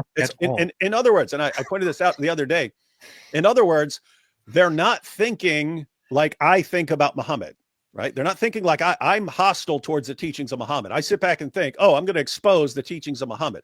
It's not like me and Muhammad. It's more like me and Buddha, right? I don't agree with the teachings of the Buddha, but I don't care a whole lot about the teachings of the Buddha. And I'm not thinking about Buddha. I'm not thinking about Buddhism. I'm not blasting away at Buddhism, even though I don't believe in it and so on. That seems to be the most common position among Jews in Israel. It's like they're just not thinking about it. They're not thinking about it. And so when people come along and they're like, Jews are sitting around all day calling down curses upon calling down curses upon Christians and Jesus and so on. You sound like you're mental. You sound like you're mental. Here's the thing. I want to just put up this comparison here.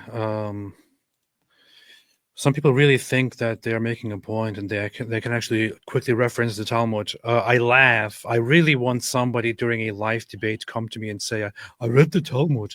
Really? So here's the Quran. How many words is the Quran? Here, 77,000. Which version? Now, how many words is the Bible? This goes by the Christian Bible, Old Testament, New Testament. 783,000. This is, by the way, very funny, considering that the Quran is very small in comparison. Little weakling book. The book for little weaklings. Now, let's see how long the Talmud is. How many words the Talmud is. The Talmud has about 2 million words. So about 3 times the size of the Bible, the 66 books of the Most Bible. people who want to talk about the Talmud online have never even read or touched a Bible. And they think they can actually talk about the Talmud. Or the Quran. So isn't this amazing? You got people who've never read the Talmud, never actually gone to the Talmud. All they've seen are like memes from gropers. They've never read the Bible. They've seen like people hold up a John 3:16 sign at a sporting event or something like that, but they've never opened the Bible. They've never opened the Quran.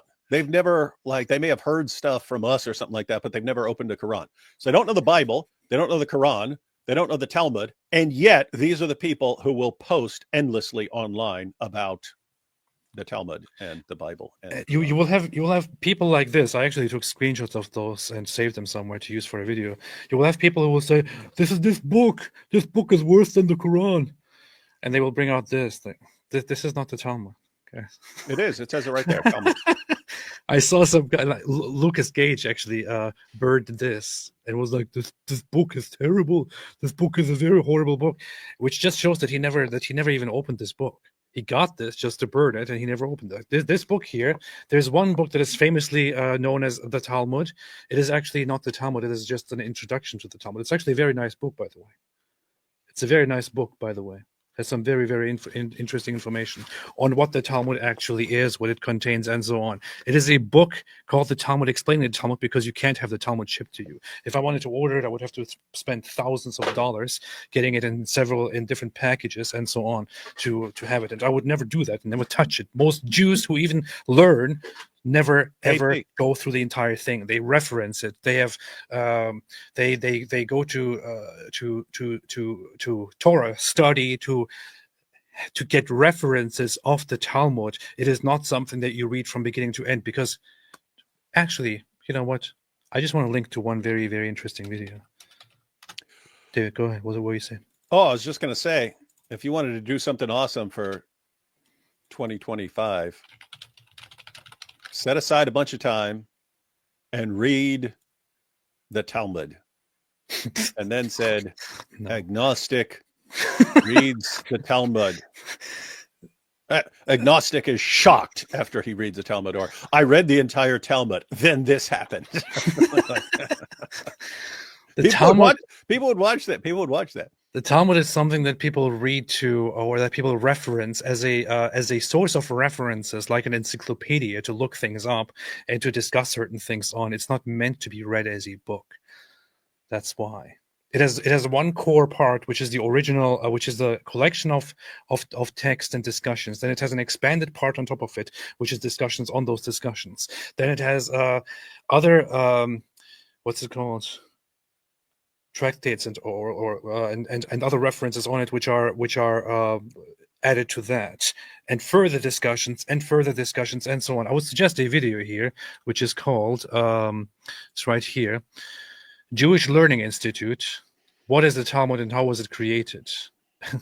It's very funny because it's only 4 minutes long. But you will get something very, very interesting. You will get a very interesting insight here. Look, it also says that it's 2 million words. Ha! They're right. 63 tractates, 2 million words, 523 chapters. Let's get it to 3 million. Actually, let's just have a very quick look at this. Understand what the Talmud is, how it came to be created, and what a volume of Talmud contains. A volume of Talmud is not a book. It's a library of books. A typical volume of Talmud might include more than 100 works, composed by hundreds of authors over a period of more than 1,800 years. Let's deconstruct the daf and then rebuild it layer by layer. Actually, before letting him do that, let's just have a look at that. Years. Let's deconstruct. This here is, it represents a page of the Talmud. But what is really happening here is that the text here in the middle, I think, is the Gemara, is the original discussions. The surrounding ones, discussions on that, commentaries, and then discussions by famous rabbis and others over time added to it, and so on. And all of it comes together because it is not a book; it is a huge, vast collection of knowledge and discussions and study and so on. It is when Jesus was around.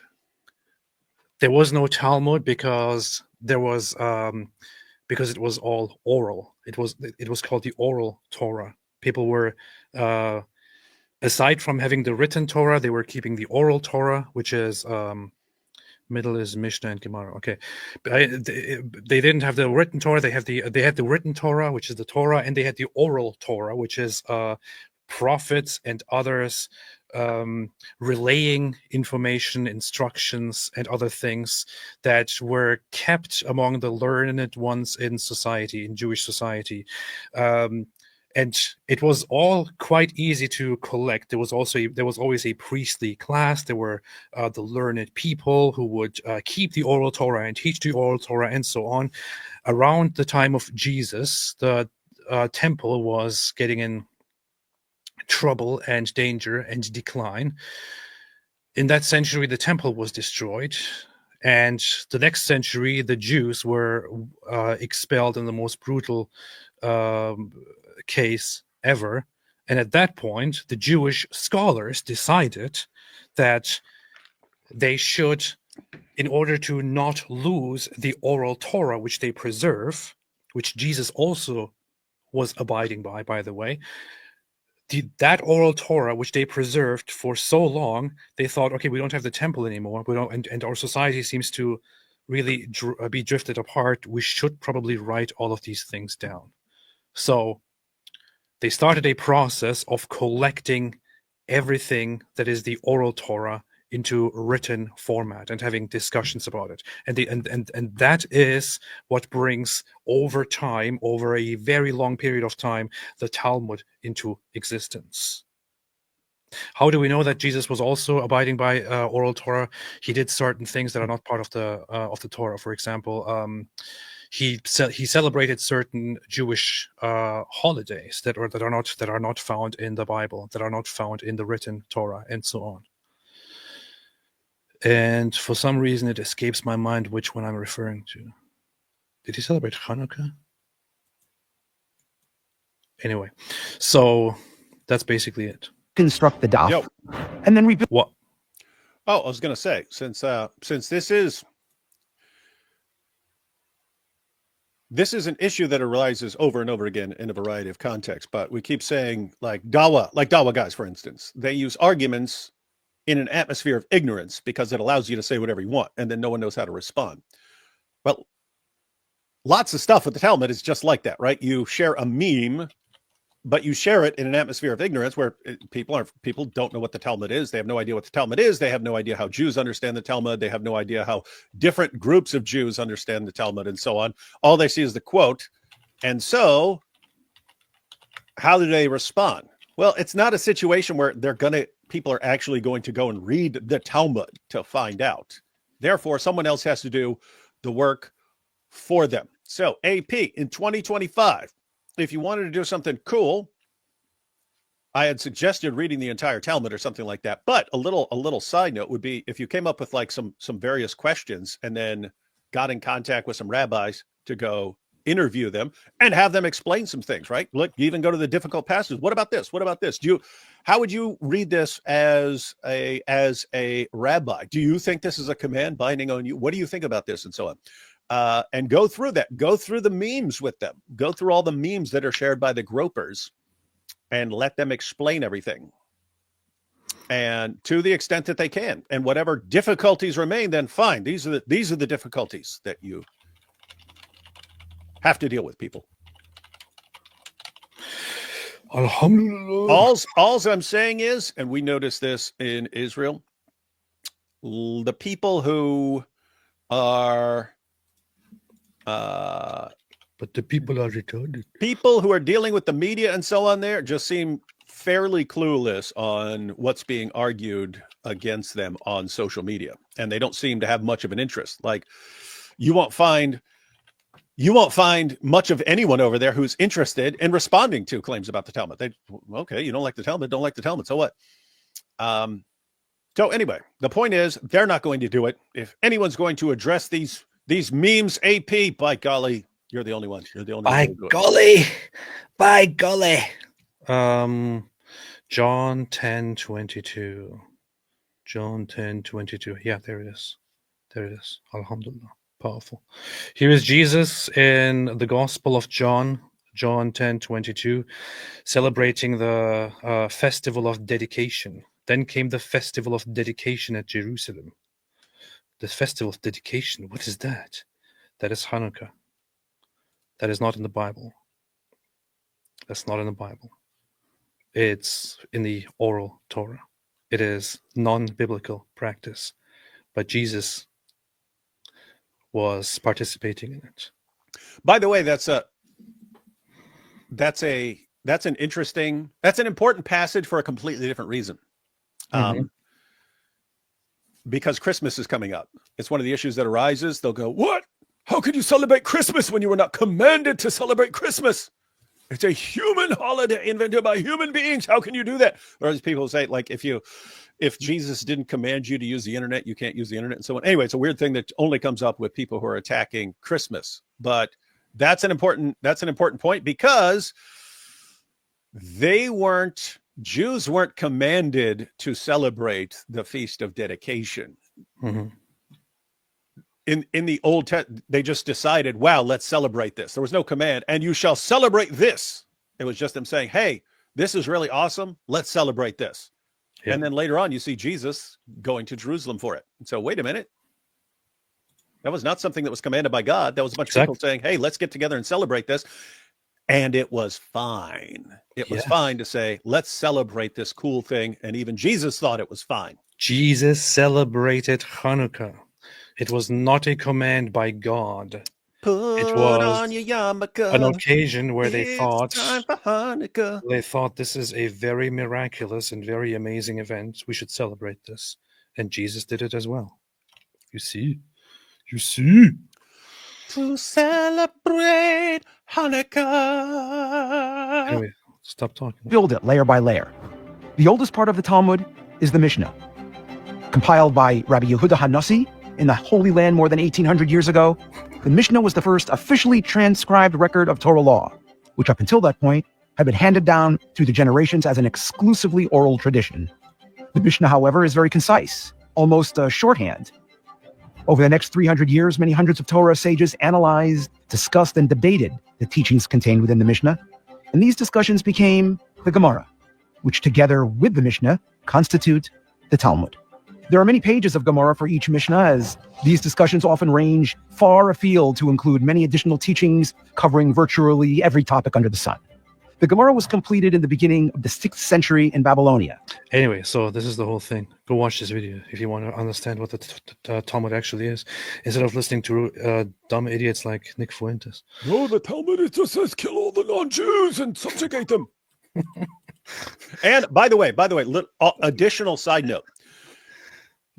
Suppose hypothetically that you had Jews who believed that the Talmud is what the gropers think about it, right? That it's this collection of commands from God telling you to go around and do all these things, and you have to obey all of it. Now, suppose it was actually like, it's not like that. Again, it says completely opposite things and so on from different rabbis. But suppose it was this collection of commands and that the gropers are accurate when they're quoting the Talmud, and that the Talmud is just filled with these commands and so on. Suppose that were the case. David, why wouldn't you be responding to the Talmud then and not the Quran? Well, supposing hypothetically that the Talmud was what the gropers say it was, I would still be going after the Quran. And I would become interested in this hypothetical Talmud that's like the Quran if there were 2 billion people trying to impose it on me. That's when I would become interested in it. In other words, ladies and gentlemen, David, why do you keep talking about the Quran?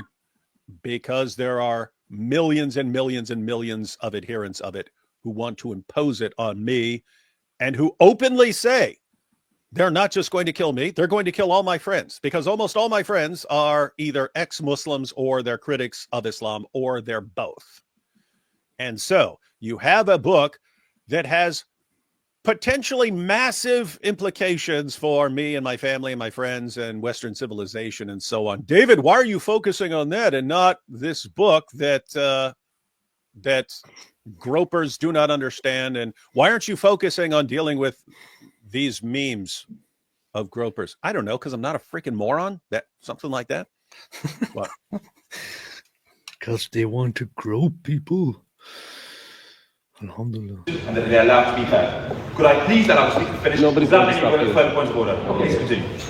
All the interruptions are not going to help us. You have to face the reality and the truth the way it is. I was born in that land. It's my birthright. And I was born a Sudan. And I was born as a Arab. I wasn't born as a Sunni. Like millions of Arabs. What did you say? I was born as a what? An Arab. Right. Not as a... And I was born in Sudan. And I was born as a Arab. I wasn't born as a Sunni. Like millions of Arab children. And the Palestinians have been pushing the Palestinian violent indoctrination based on false narrative of apartheid, colonialism, genocide, occupation.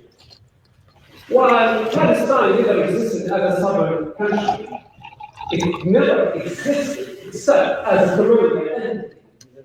And the joke on the Palestinians that they actually claim to be indigenous of the land, fighting against colonialism, while they choose a colonial entity as their national identity. How pathetic is that? That's what he meant by pathetic. That's what he meant by pathetic. pathetic earlier when he said, okay, so you guys were here as a colony and you have a colonial identity and then you complain about colonialism all day. Well, they are quite pathetic, I have to say, Palestinians, in that regard. Insofar as they are doing that, that would be pathetic, even though we wouldn't just blanket statement all Palestinians are pathetic. We wouldn't say that, because there are super cool Palestinians. I've met some of them. They're super cool, super base Palestinians. In fact, your guys are hearing from one right now. Yeah, there are 2 or 3. Yeah, definitely. I would admit. Don't want to put all of them together in one camp. Yeah. I find it really unbelievable that the Palestinians continue spreading this lie, and millions of people around the world are believing it. If you ask them what is Palestine, if you ask them what is Palestine, they don't know how to answer. If you ask them what makes a Palestinian Palestinian, they don't know how to answer. Stop interrupting me. Sit down. We hear. Sit down. Stop interrupting. And listen. Stop interrupting, you cow. The president is so useless, apparently. He is right on the issue, which is that Palestine is a made-up entity that does not refer to an actual sovereign nation, that does not refer to an actual sovereign country, that does not refer to an actual people, and so on. And the funny thing is that this entire year long, I have been wanting to make a very short or a very clear breakdown of the history of Palestine, just to point out these things. But I have been suffering from this block and this sickness which prevents me from sitting down and making videos like I used to. And every day I'm sitting there and trying to make myself do it. And sometimes I feel like I really need help. I really need help. You do. You need mental help. I need help. I need people surrounding me and need help. I really need help. Yeah, it's funny because we know what the cause is. It's called creator burnout, but you've been dealing with it longer than most people. Most people, they deal with creator burnout, and then it's like 4 months, 6 months, or something like that. Guys, just basically being a YouTuber, it has the same effect on your brain as like cocaine, right? You're getting these just blasts of everything, just people watching and comments and feedback. You wake up and you're doing that, and then you work all day and you post something, and then you're checking it and stuff like this, and you wake up and it's like there is no break. It's not like you go here and work 8 hours and then you come home and then there's this free. You're doing it 24 hours a day, and it fries your brain over time, and you don't realize it because it's like you're on cocaine for years, and then all of a sudden you just are completely burnt out one day and you can't make yourself do anything. And then you normally wait 4 months or 6 months or something like that. But AP's waited like 7 years now. Pretty much. Mm-hmm.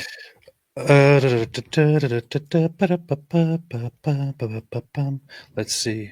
Israel and America. Israel and the United States have taken out the entire air force of Syria, military research facilities, ammunition centers, and so on within 24 hours. That's pretty beast.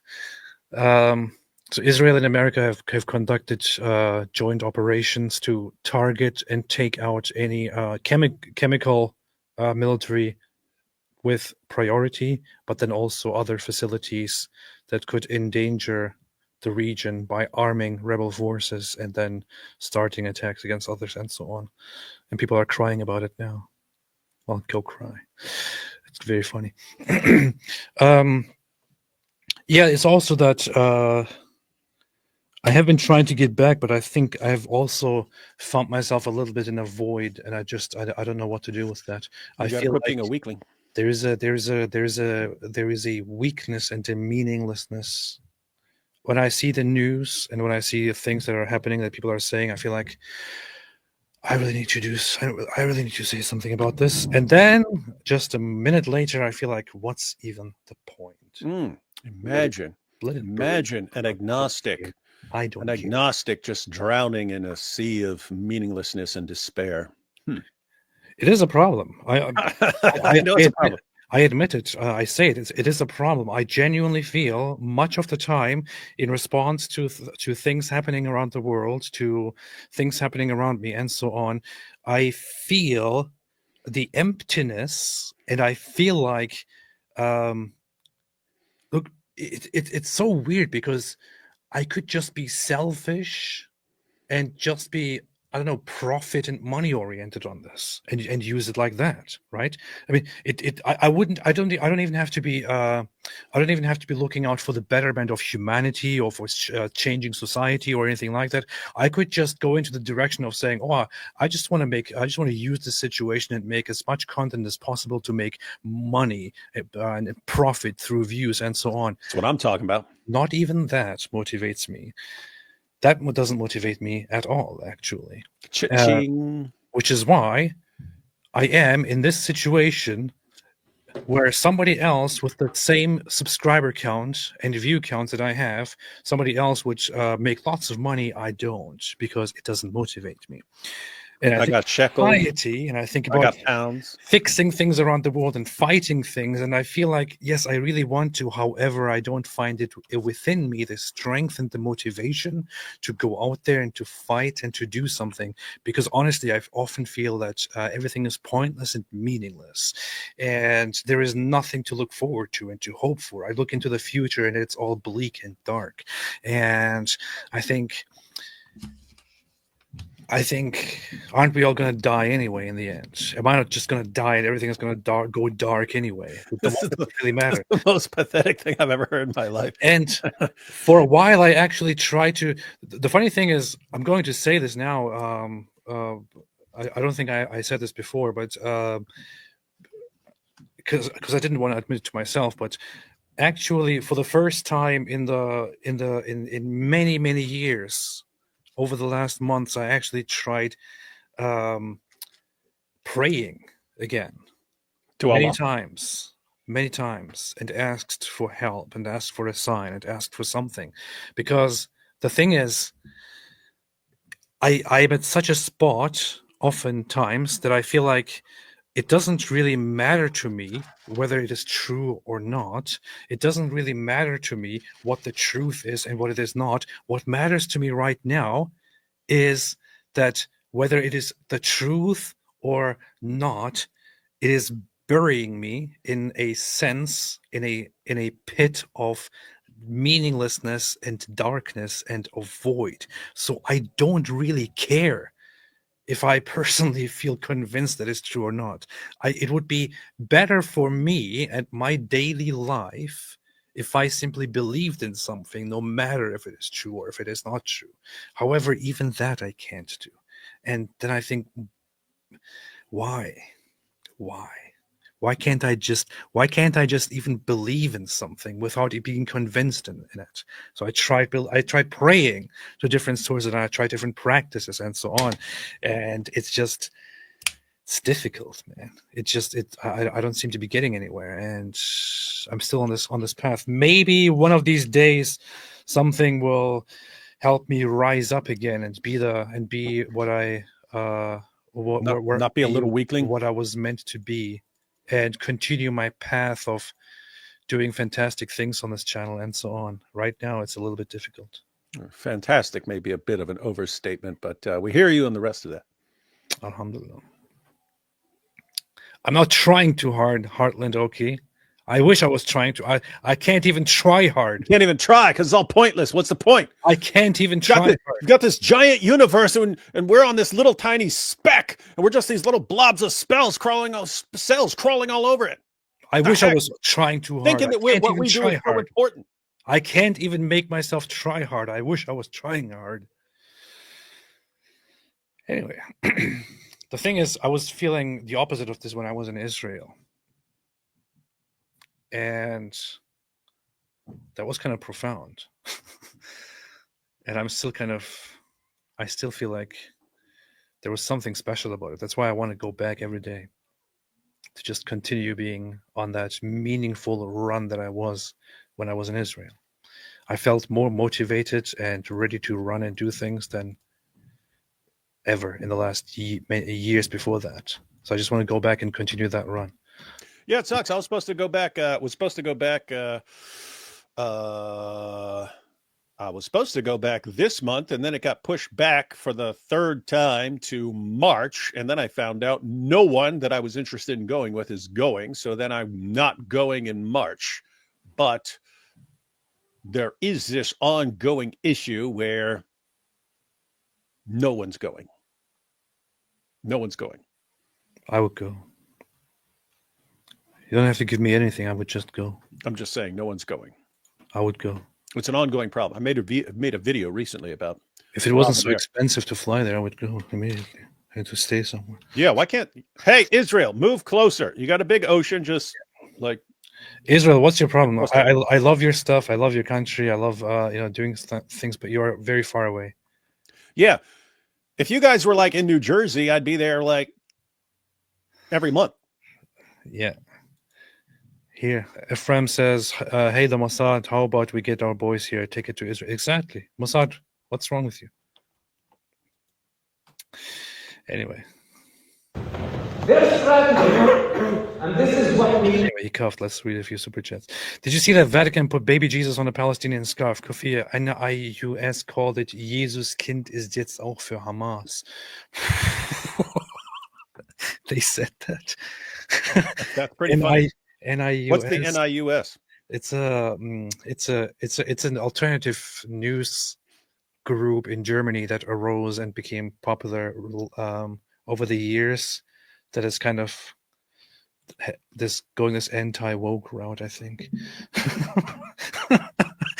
They said they responded to the report of the Vatican putting baby Jesus in a Palestinian keffiyeh by saying baby Jesus is now for Hamas as well.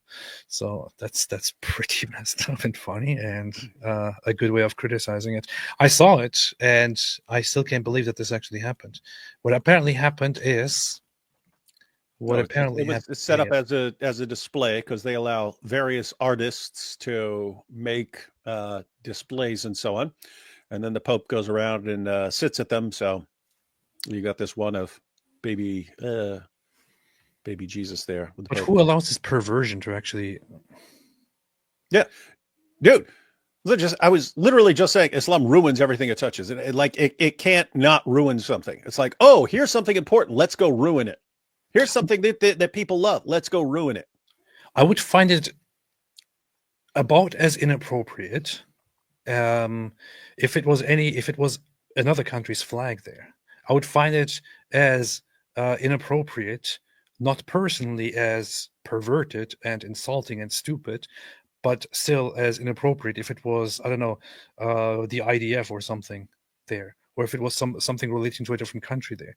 Why in the world is it always with these Islamist groups and others that they feel the special privilege and need to to bring it into everything and to do something religious, something that relates to Jesus about the Palestinians?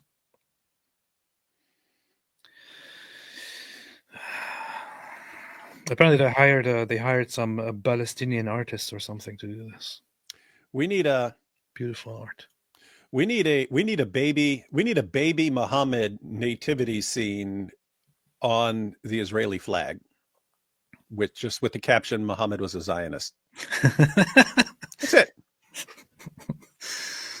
That's powerful stuff. Powerful stuff.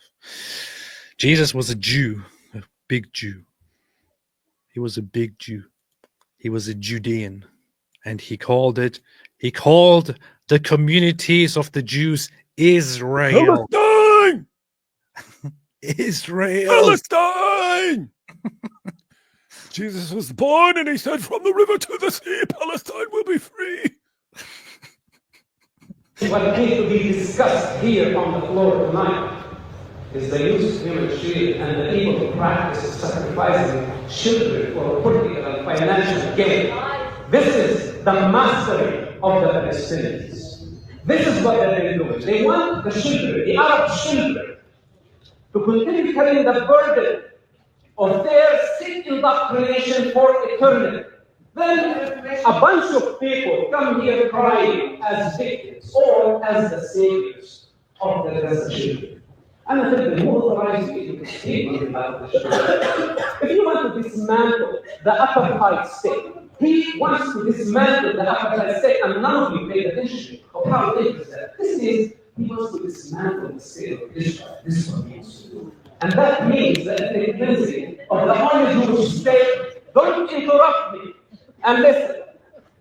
What he wants to wipe out a nation, the most ancient nation in the Middle East, the most authentic nation in the Middle East, the only Jewish state on the planet. And he wants What a pathetic club of weaklings, man. What a pathetic club of absolute imbeciles. This dude knows how to push buttons, man. He is a professional button. But it's not even actively insulting or you know, whatever it is. He's simply implicitly doing it by saying that he knows what will tick off people in an audience, and he makes sure he does it. The most ancient nation in the Middle East, the most authentic nation in the Middle East, the only Jewish state. The most authentic nation in the Middle East. That's it. He didn't even say the only authentic nation. He didn't say any of these things. He's just saying the most authentic nation in the Middle East, and they are losing it already. They are already losing it, and the president is just listening to them heckle him this entire time, without ever calling for order. Order! Order! Order! Order! Order! Pretty funny, man. Pathetic people. This guy's the best button pusher. Show me a better button pusher on this planet, man. Show me one. He's got his theme song. I can push buttons. I will choose the cow. Ya Muslim! I can choose buttons. See? It is totally based. He's got his song, man. He's got his song. Hi, my name's Mosab. I'm the son of Hamas. I work in a button factory. One day, my dad said to me, he said, Mosab, are you busy? I said, no. He said, push the button with your right hand. Hi, my name's Mosab. Got a button. Alhamdulillah, that's good. You don't remember that song? That's like Baka Baka Kuchen, man. It's like Baka Baka Kuchen. On behalf of his political ambition. I'm asking him, why don't you go carry a rifle and fight the apartheid state? Why the children of Gaza supposed to fight on your behalf and on behalf of your righteousness? You are not the savior. This is a very severe state of mental illness that you think that you are the savior of Gazan children, because you are not. Yeah, you're getting killed. But the speaker should focus on addressing the motion and not make personal against other speakers. Now, let's talk about genocide. Israel sent leaflets, millions of its messages. They made phone calls. They gave safe passages to people to evacuate war zone. It's so funny. They spent the entire time heckling the guy and fighting with the guy, and then telling him to focus on the topic. Okay, yeah, fantastic. What great standards, right? Hamas invaded under schools, hospitals. They did not leave any sacred zone for the civilians to evacuate to safety. Then they go to trap the entire area. And Israel had to send its foot soldiers to suffer additional casualty on the top of October 7th, while they had the capacity to carpet bomb the entire Gaza Strip. If their intention, you never been to Gaza, you don't know what you're talking about. Wait. If carpet bomb casualty on the top of October 7th, while they had the capacity to carpet bomb the entire Gaza Strip. If their intention, you never been to Gaza, you don't know what you're talking about. I've been to Gaza. I had a falafel sandwich there, and I was blown away by the Palestinian experience. So what he just said is that Israel had the capacity to, in response to October 7th, simply carpet bomb Gaza instead of doing this. And the response was, as far as I understand, that Israel has been doing that already.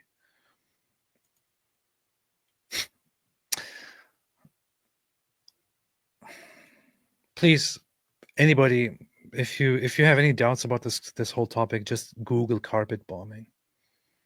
It's not just something that you say randomly. It's not just it's Yeah, it not, is. I mean, it's not because after saying genocide randomly for the past year plus, why not just say carpet bombing randomly? And anytime you drop a bomb on anyone for any reason, you can describe that as carpet bombing the entire population indiscriminately. Well, if I put a carpet on my ground, then it covers the whole area, and then I step on it, and it gets dirty, and it gets all the dirt in it, and when you put bombs on it and stuff, Israel dropped a bomb, and it hit this carpet, so they carpet bombed all of Gaza. You see, this is the proof. Look at this! Look at this carpet. It has been bombed. Carpet bombing would be an indiscriminate bombing of an entire wide area in its entirety. And when he says that Israel had the capacity to carpet bomb the place, what he means is they could just, without exception, level the whole saturated Gaza Strip. And they could. They could actually do that. They have the means and the capacity to carpet bomb the entire Gaza Strip. They did not do that. They did not do that. At this point, if they are accusing Israel of carpet bombing Gaza, which they haven't done, which is why most of Gazan buildings are still not destroyed, and most of the population is unharmed. I wonder, would it really change anything had Israel actually done it? Man.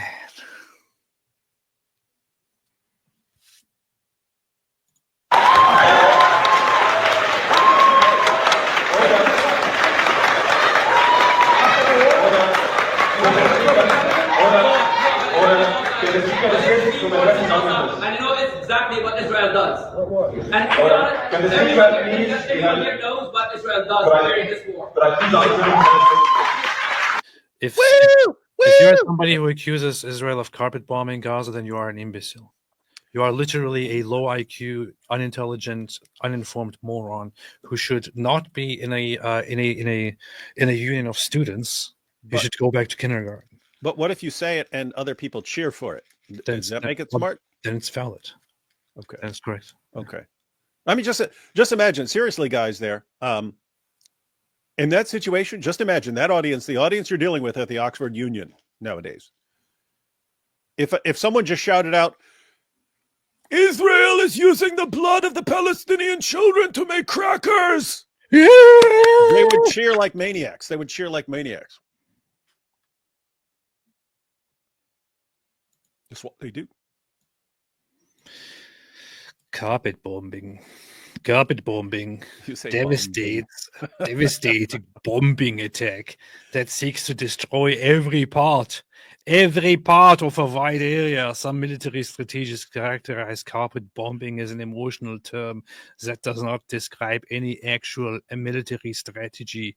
However, Article 51 of Geneva Protocol 1 prohibits bombardment that treats a number of clearly separated and distinct military objectives located within a city as a single military target. Hey, do one of your parody songs, man. They call me carpet bombardment. They call me carpet bombardment.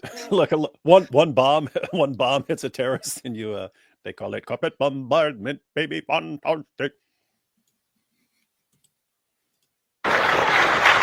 People haven't read a single thing, and they're actually at Oxford. I mean, this is a downfall of Western civilization. As a Jewish Christian, I have a problem with anger at the Jew haters that use Christianity as cover advice. You're not the only one. But David, what do you think? Well, and the difficulty is there's a bunch of them. There's a bunch of them. And so people just have to be relentless in responding to it. So I'd pick a point or two that you want to respond to and do your part in responding to it. And hopefully a bunch of other people do their part in responding to it as well. And because the people who are doing it are pretty relentless, and you have to be equally relentless. Alhamdulillah, alhamdulillah. It is difficult. It is difficult. Unfortunately, mass murder is illegal and usually not the way to go. So you have to deal with them by discussing with them and giving them the proper facts, or just blocking them out. But it is difficult to do. It is part of the human condition to deal with people like that. Sheikh Mike Wingling, Mossad is genociding an entire room full of Palestinians, and you kuffar are laughing. Hypocrites.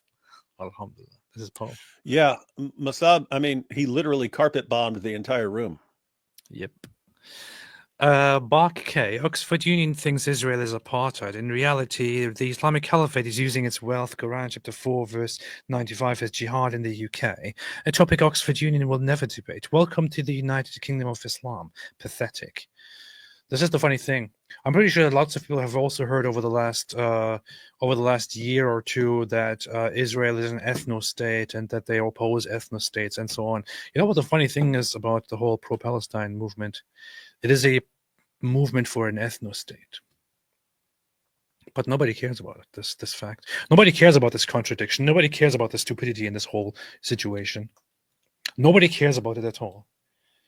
A Palestinian state would literally be an apartheid ethno-state. That's the entire reason why they want a Palestinian state.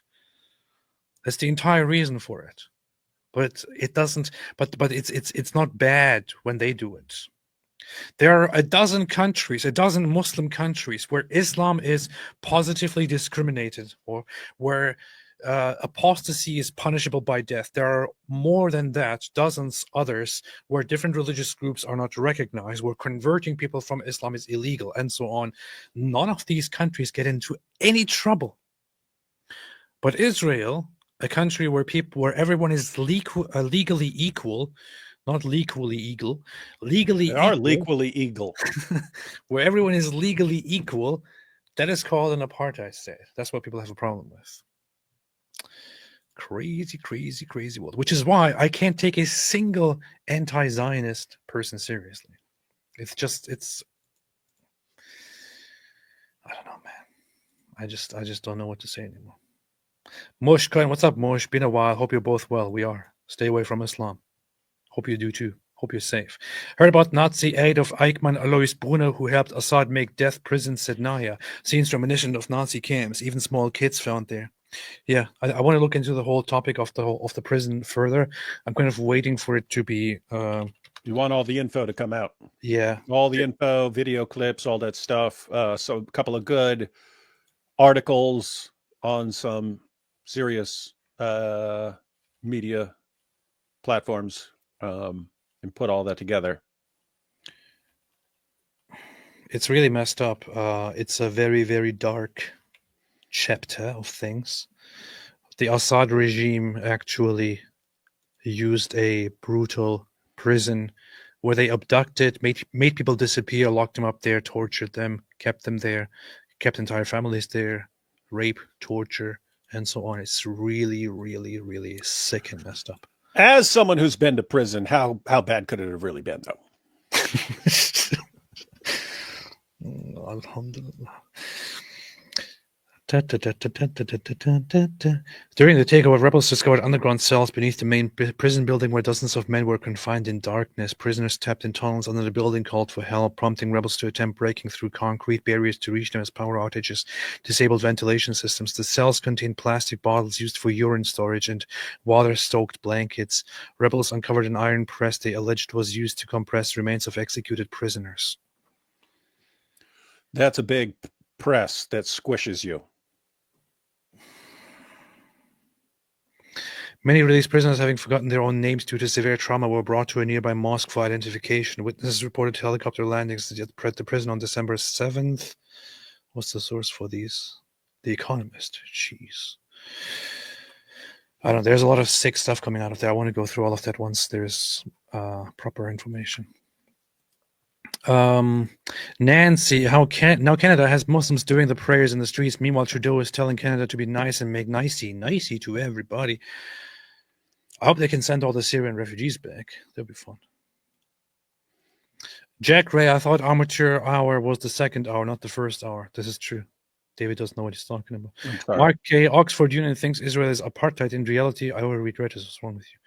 Mumu Joe, looks like 90% of them live on a land that is not theirs and enjoy freedoms culture would have not provide. Bunch of colonizers, privileged, entitled, dumb, vile people deport. That's what I say. Grauenritter, this new AI Golani guy, Al-Golani guy in Syria has major Ali Dawah vibes. When Al-Golani said institutions, it's like Ali Dawah going, not people doing it themselves like idiots. Under an emir, it is done, yes. Yeah, we need the institution to be killing all them, yeah? Yes. Garbled words, you guys have to cover Haddad's talk. It's on his channel. I shall. And Belina, from the wall to the door. We want Mosab even more. You will get Mosab. You will get more Mosab than you asked for. Mosab is lying through his teeth, and you won't even correct him. I expected better. AP Palestinians are the most pathetic people. Really? What about Turks? Good point. Good point. If he wanted to say lots of Palestinians have fallen for a pathetic lie, that would be it. Yeah, saying they're the most pathetic people in the world when you've got lots of Turks out there. I was wondering what the punchline is going to be, and it's good. What It's punchline good, are you talking about? it's This good, guy's just presenting a factually correct comment. This is good. Thanks, Sankey. Appreciate it. Searching deeper, the problem is not the Palestinian people's nature. The problem is Islam. If Palestinians were Christians, they would have been very nice people. True.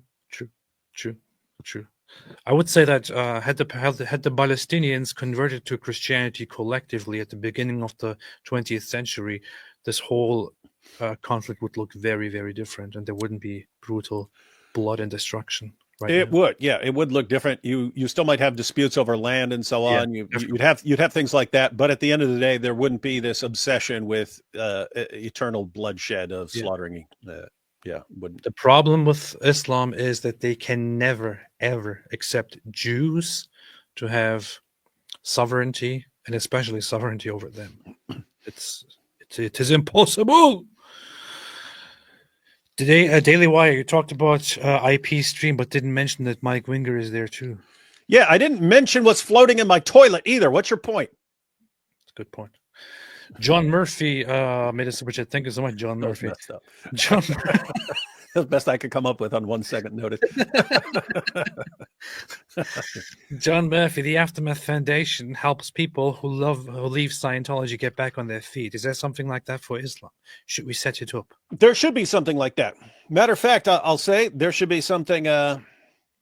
There should be something like that specifically for Christians. In fact, and when I say Christians, I mean for Christians to let Muslims know that if you leave Islam, you're going to be taken care of, because that's actually in the Bible. When Jesus' disciples brought up, hey, we've had to leave everything. We've had to leave everything. And he talks about all the stuff that you may have to give up because you're a Christian. And he said, but you're going to get way more. And what he's talking about, you're becoming a part of a church, and you've got a new family. If your old family abandons you, you've got a new family.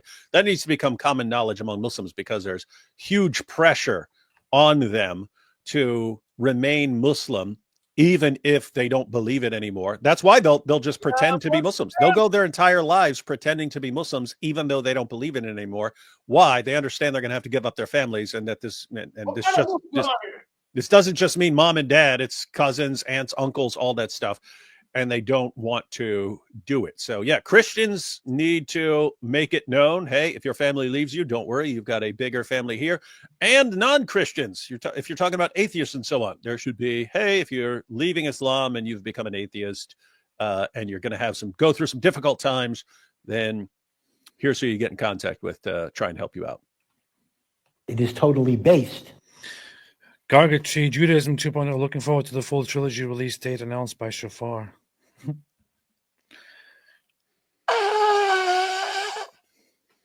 Like a chorus of little birdies.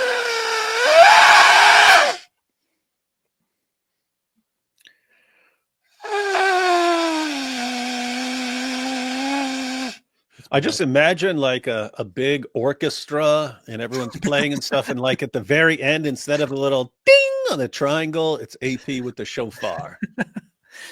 Is it me, or does Calvin Robinson's beard look a little Islamic? I don't know, man. You might be racist, Divine Mercy. You might be racist. You might need to go to the doctor and see if you're racist. Gigi Ryder, leftist, won't act the resistance means unending training for children is children for martyrdom. It's resistance against fictional wrongs. This is true. They won't acknowledge that. They won't acknowledge that. SAR said, watch hundreds of Daf Yomi YouTube channels that learn a page a day of the Talmud. It is the most mundane ritual activities and biblical passages argued by ancient rabbis. There are no secrets. Yeah, somebody asked earlier if you can access it online. The vast majority of it is actually found on a website that is easily accessible to everyone. It's called Sepharia. Mm-hmm. I even have an account there, and I have things marked because I like it. He highlights his stuff as he reads it. You can find most of the Talmud on this website here. Another website that also has most of the Talmud is Chabad. They also have it there. But this website is a very, very good one. They also have Talmud passages with references and connections to all the commentators and so on. It's a very, very, very, very, very, very rich source. Would recommend. Also has the Bible. Alhamdulillah.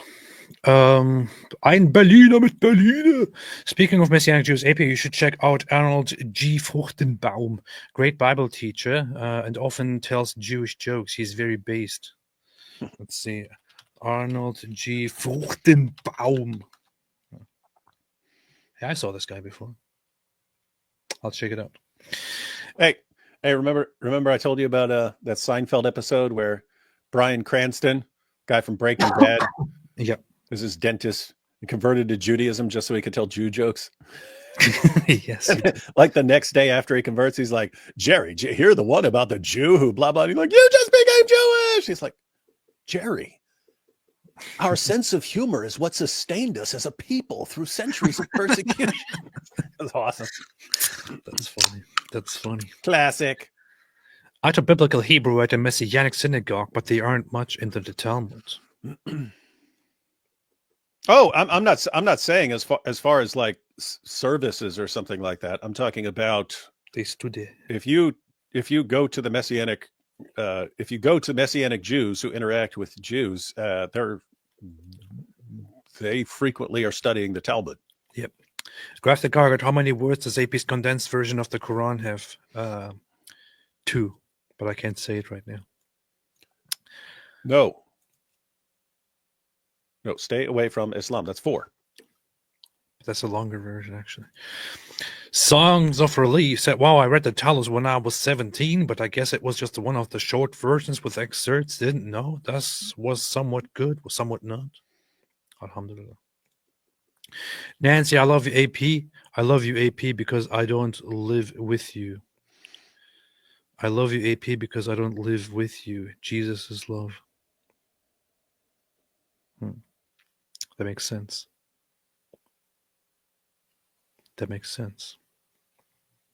Alhamdulillah. Mark K. Muhammad had Hafsa read the Talmud because Hafsa can read. Muhammad affirmed the Talmud is corrupt because Muhammad cannot read. You see? That makes sense too. Moshe Cohen just became a new member again. Weren't you already a member? How dare you? Jackson Wade based, God bless both of you. Also consider chatting with Yishai Flasher. He's a little less controversial than Rabbi Shmuley. Alhamdulillah. Don't compare him to Rabbi Shmuley, please. I know Yishai Fleischer. He's beast. Ein Berliner mit Berliner from Hind Protector. Please save the minorities, Christians, Hindus, Buddhists, tribal indigenous people from radical Islamists in Bangladesh. Pray for them. Do so. I don't know much about what's going on in Bangladesh. That's what they do. Anyway, let's finish this video. Israel did for us one thing this way. It's very, very important, and I remind us of it in the future. When we look back at this time of confusion and the push of the Palestinian violent doctrination, they are going to take it in. But here, let me be a witness history, and you. Israel did everything with their ability to minimize the Syrian casualties. So he said Israel did everything in their might to minimize civilian civilian casualties, which they found, of course, very objectionable. Yeah, because their view is, no, they didn't. They could have just left and given everything to Hamas. That's in their mind. So they didn't do everything. They could have just left. Nancy said it was supposed to be funny, AP. I gathered that. I just wanted to make sense of your statement. That's it. I wanted to take it as something serious. Because when I see the word love, I react to it just the way Lex Friedman reacts to it. All you need is love.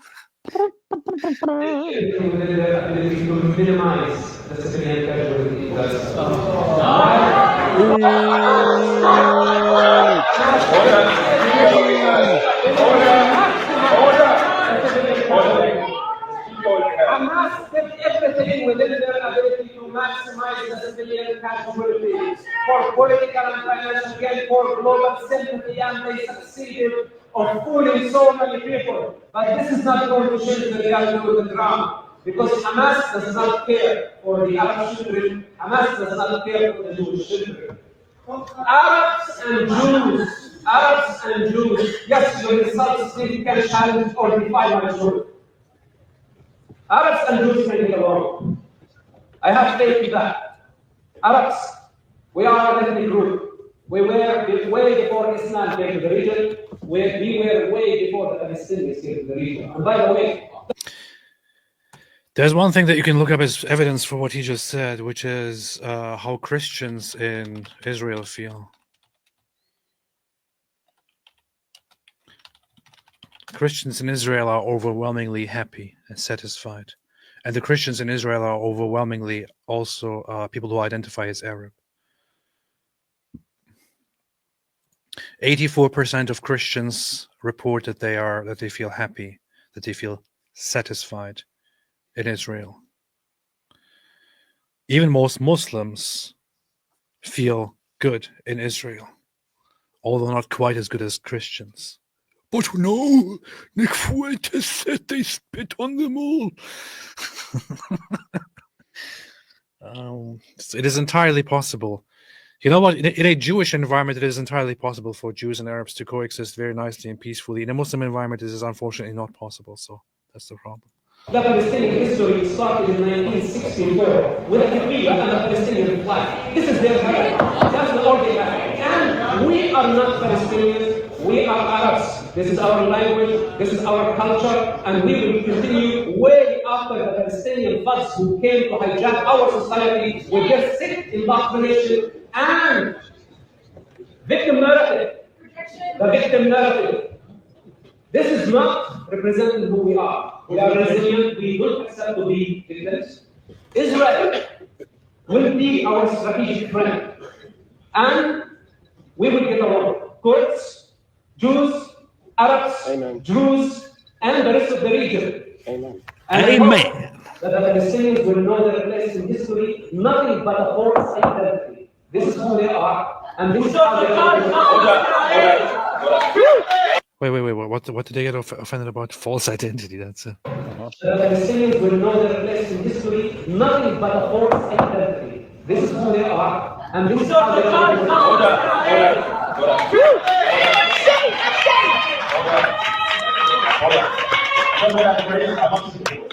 We love you, Mosab. The speaker just insulted my identity, called it a false identity. Basically, the speaker just insulted my identity. How can I go on like this?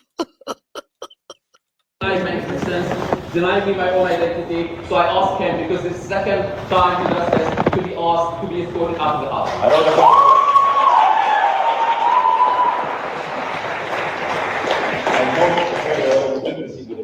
And I was speaking at the to get a page for the competition. This is so ridiculous, man. Bunch of freaking children. Bunch of freaking children. Bunch of freaking children. Totally full of imbeciles. So here are a few takeaways from this whole situation. Number one, Israel did everything right so far. That's number one. This is a fact. It's a scientific fact, actually.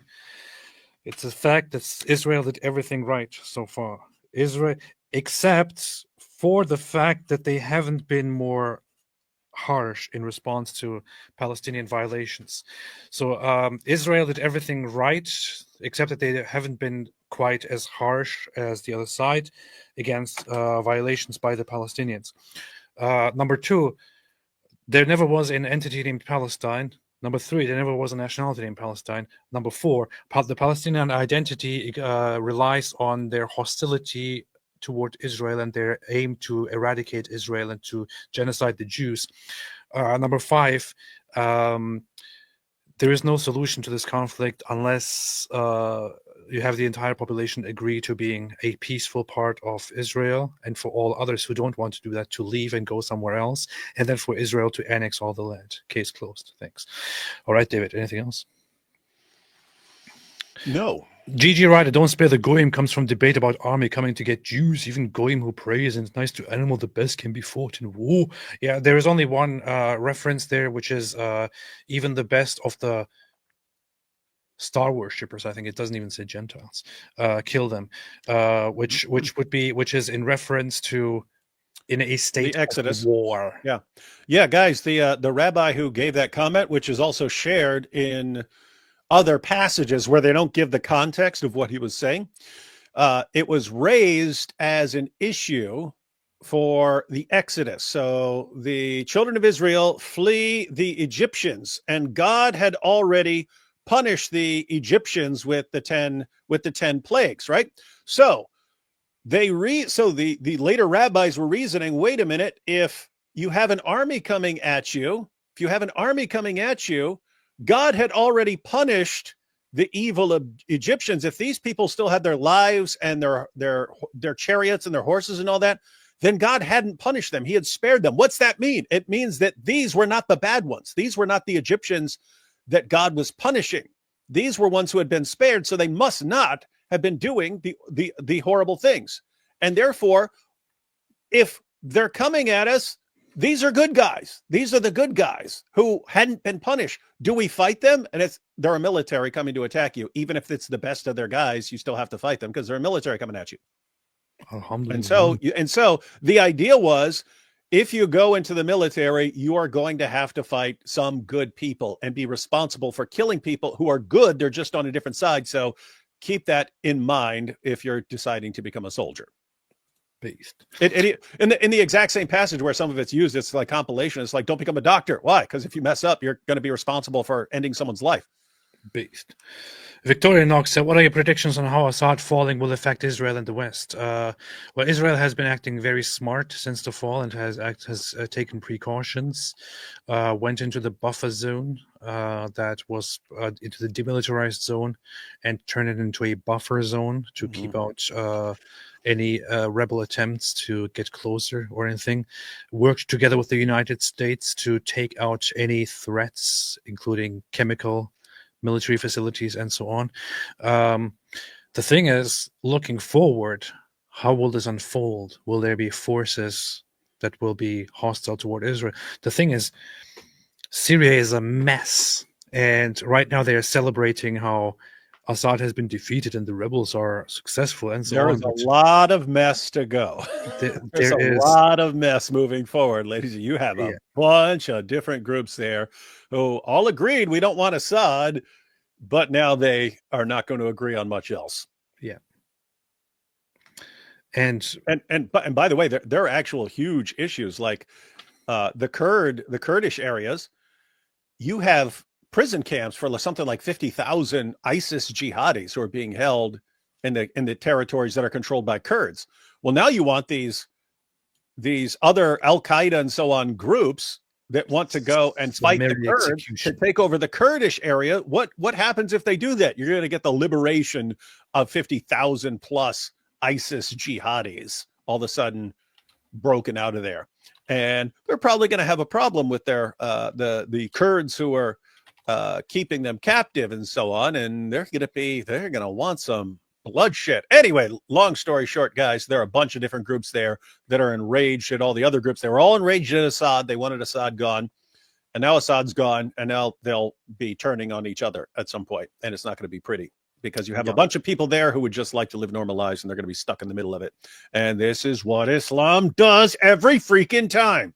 This is why execution of all combatants in such a war, especially fighting for such a side, should not be considered an inhuman thing to do. Should not be considered an inhumane thing to do. Should not be considered a violation of of human rights or anything like that. These people were part of ISIS, of a terrorist organization that committed brutal atrocities. Easy solution: have them all executed. Like, what's the problem? What else are you going to do? Let them rot there? Well, that's what sucks, because that's AP's solution for everything. Just execute everybody.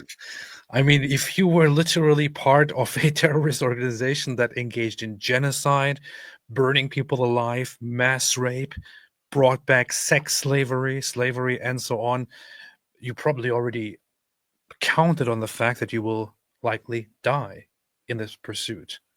In my opinion, the good thing here would be not to approach it the European stupid way, but rather to simply give these terrorists what they wanted. Alhamdulillah. But yeah, there's a lot to work out in Syria, and I don't think it's going to come to a good end anytime soon. Guys, you have serious problems. Stuff we hear about, like what's that chick's name? Shamima Begum or whatever? No problems. Yeah. She's in a prison camp with a bunch of other ISIS people, right? Yeah. That chick that there's this big dispute about whether the UK should take her back and so on. She's gonna be a new ISIS bride here very soon.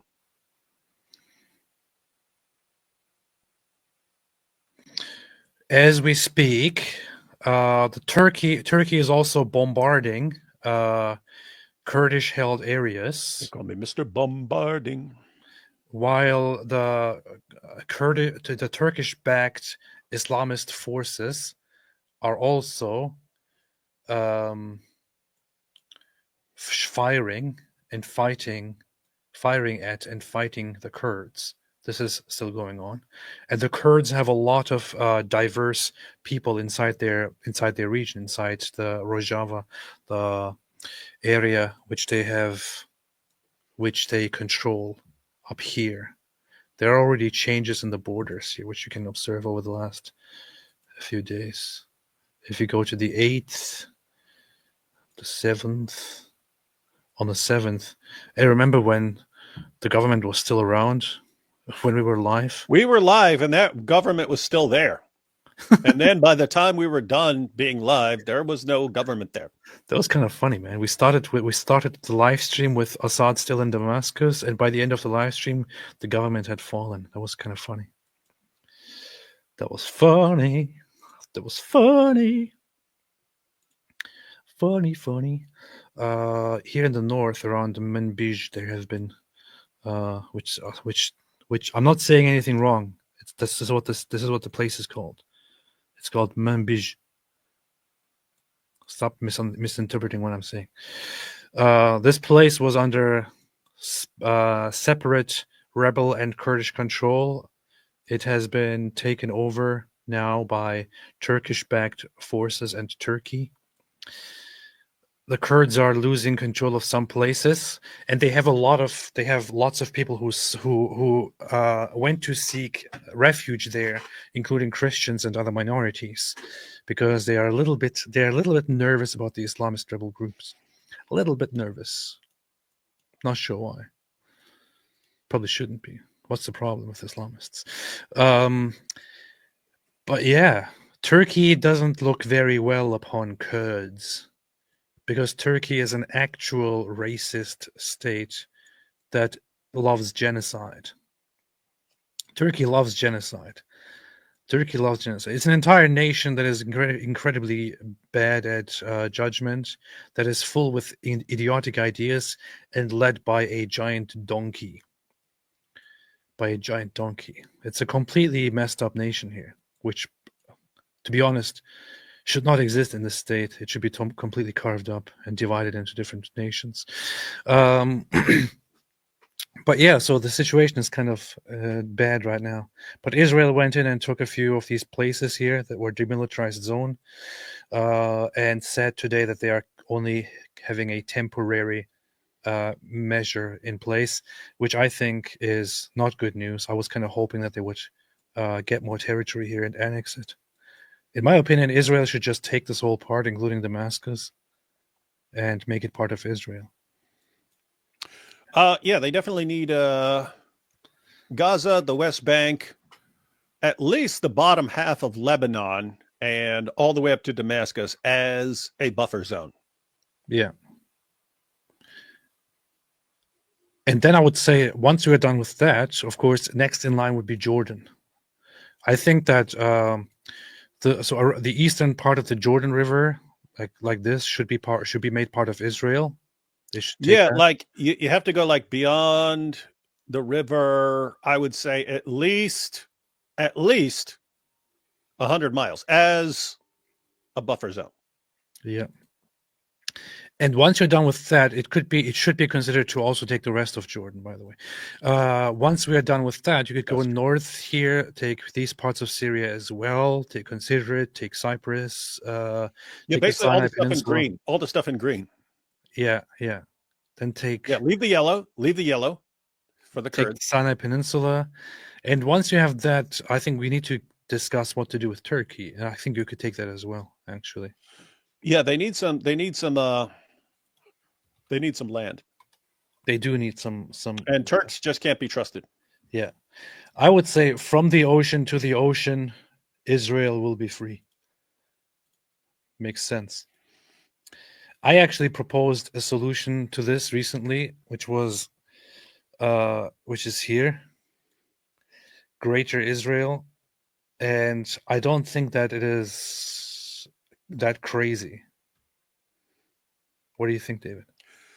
Well, you always leave Greenland out of your maps, and that's understandable. But now Mexico and the Caribbean? Nobody wants to deal with Mexico, and nobody wants to deal with the Caribbean islands here. So,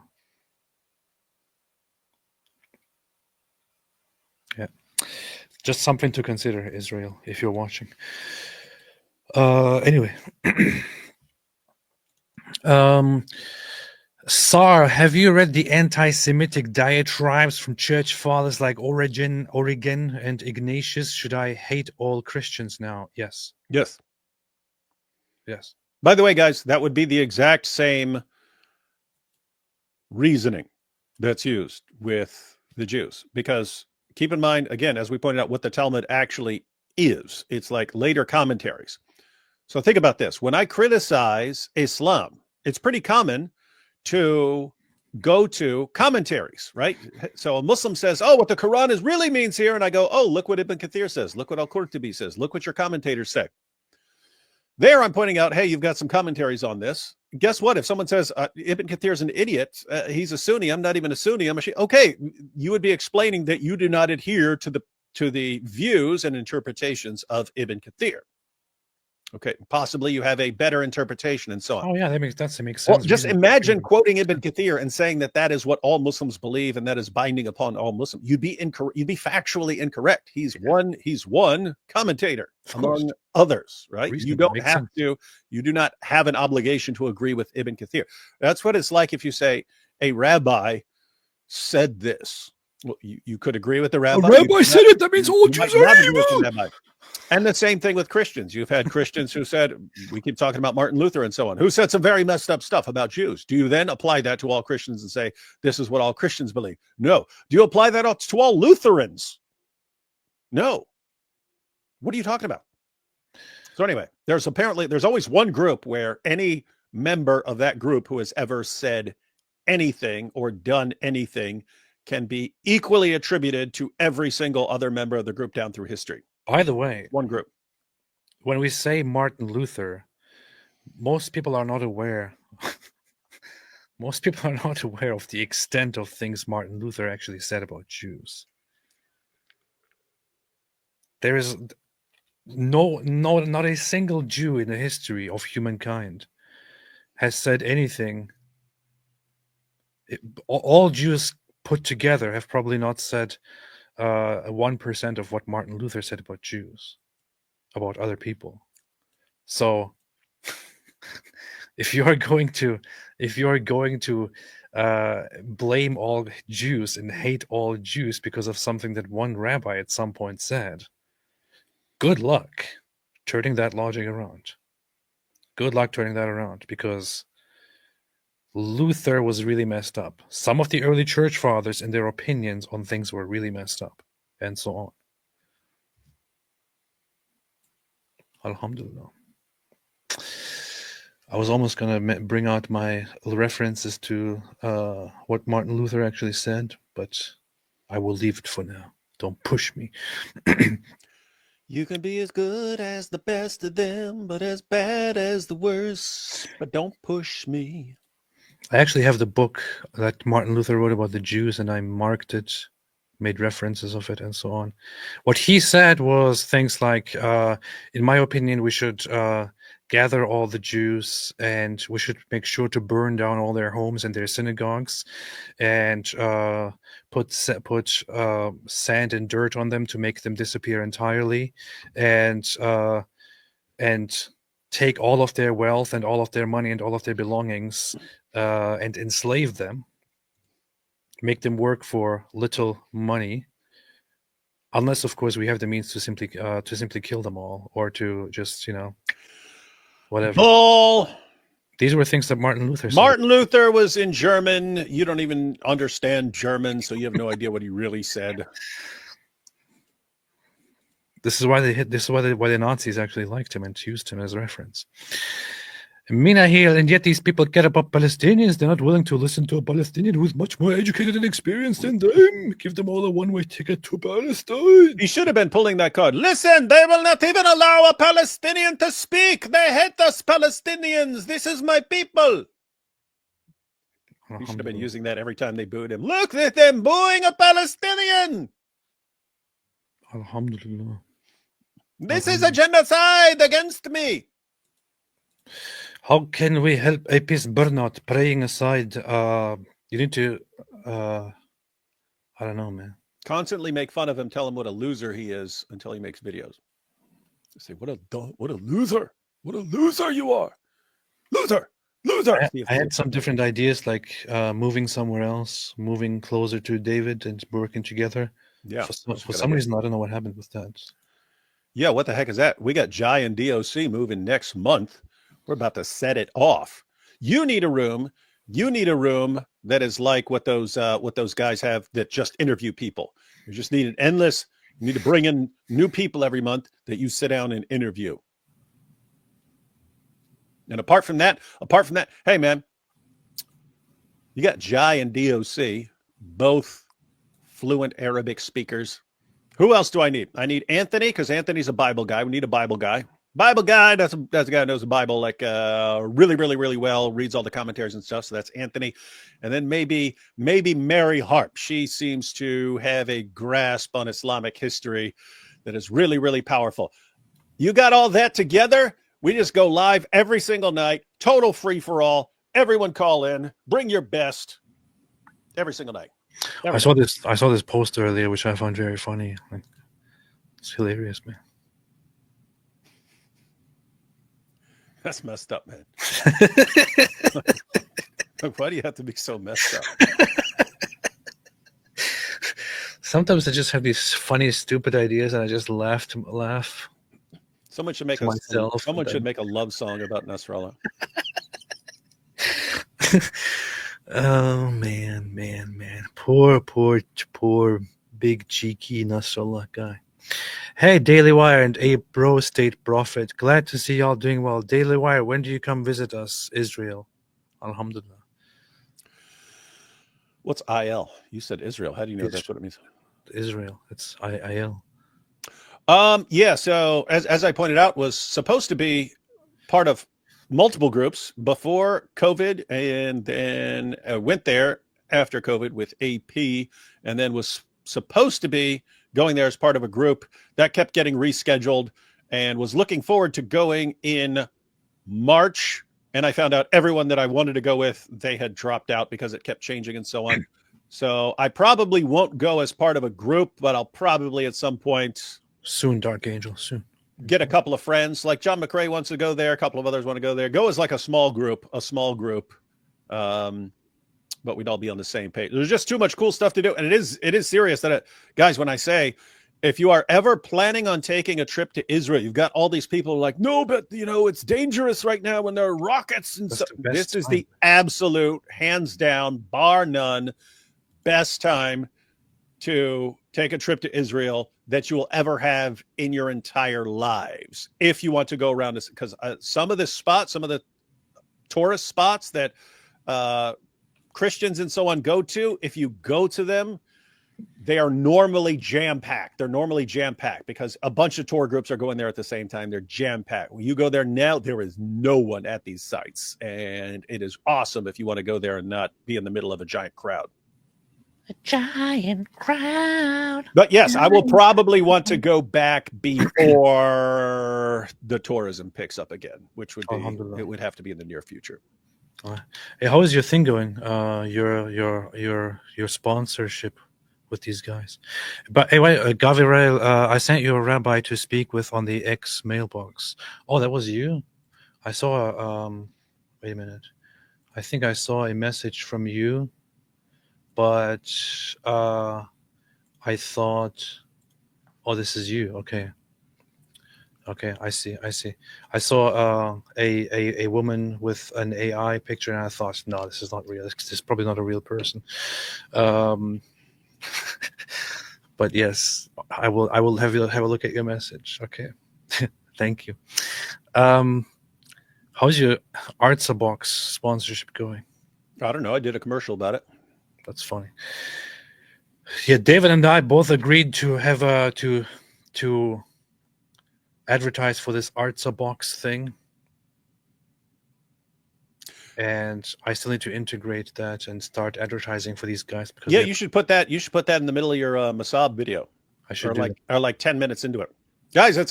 It's basically they were already doing this, but it turns out to be a perfect idea. It's a perfect idea because if you're sitting there saying, okay, you have a ton of small businesses in Israel that are basically built around tourism. In other words, you go there are shops and so on. He said tourism, not terrorism, by the way. Souvenir shops and so on that are there in the high tourism areas. And now there is no tourism there because no one's going because they think it's dangerous.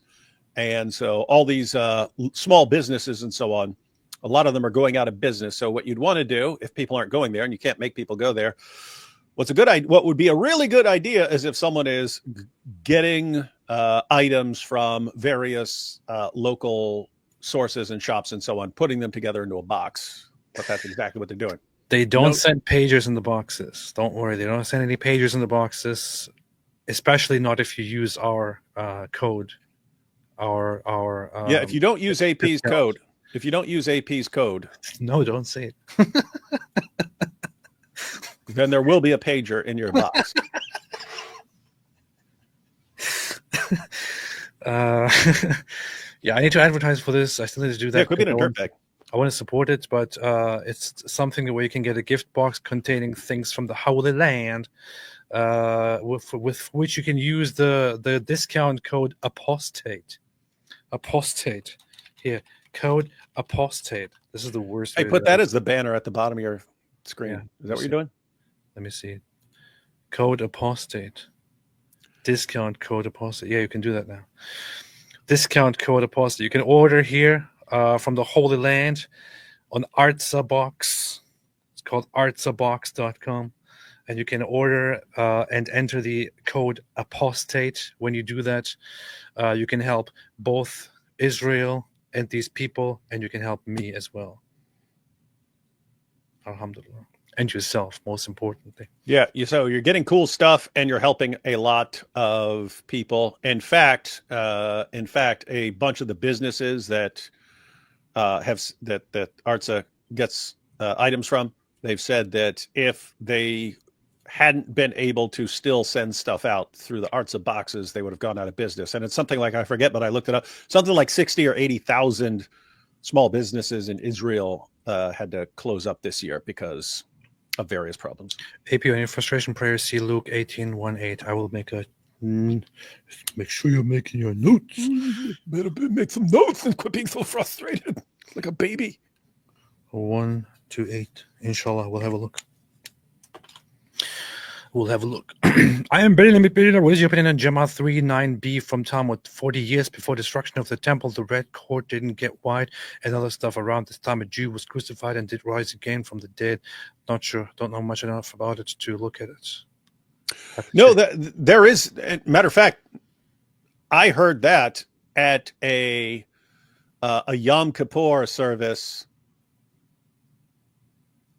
at a Messianic Jewish synagogue. They were talking about a bunch of stuff from the Talmud. So the idea here is that every year they would send out the scapegoat, and they would make sure the scapegoat died. They would kind of nudge it off a cliff or something like that. They would make sure the scapegoat. That's where you put the sins of the community on this goat, and then send it out, and they would follow it around until they make sure that thing dies. But they would put a thread, a scarlet thread around, I think it's horn or something like that. I'm probably messing up some of the details here because this is a long time ago.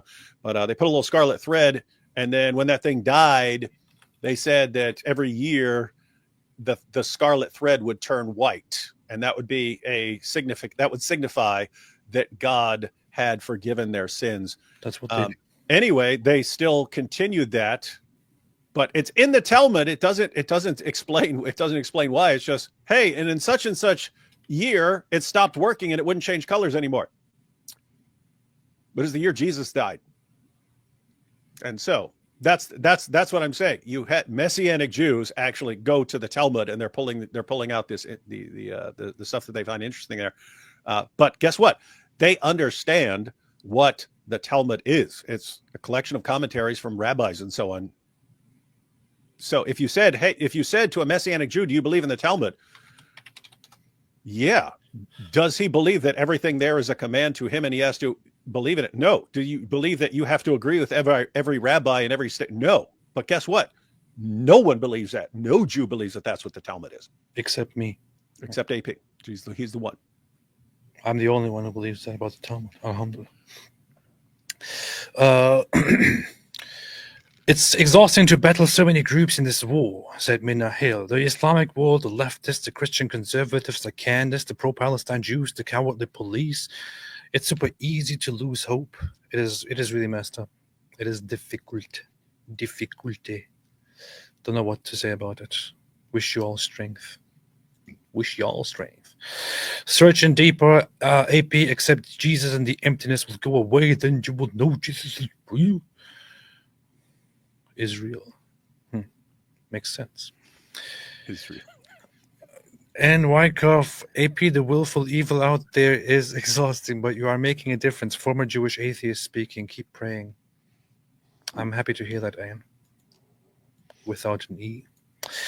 JNL, AP, it's better to light a single candle than to curse the darkness. You can see the sign and the miracle, but it's all around you. We can see it in you. Go back to Israel and find God and peace.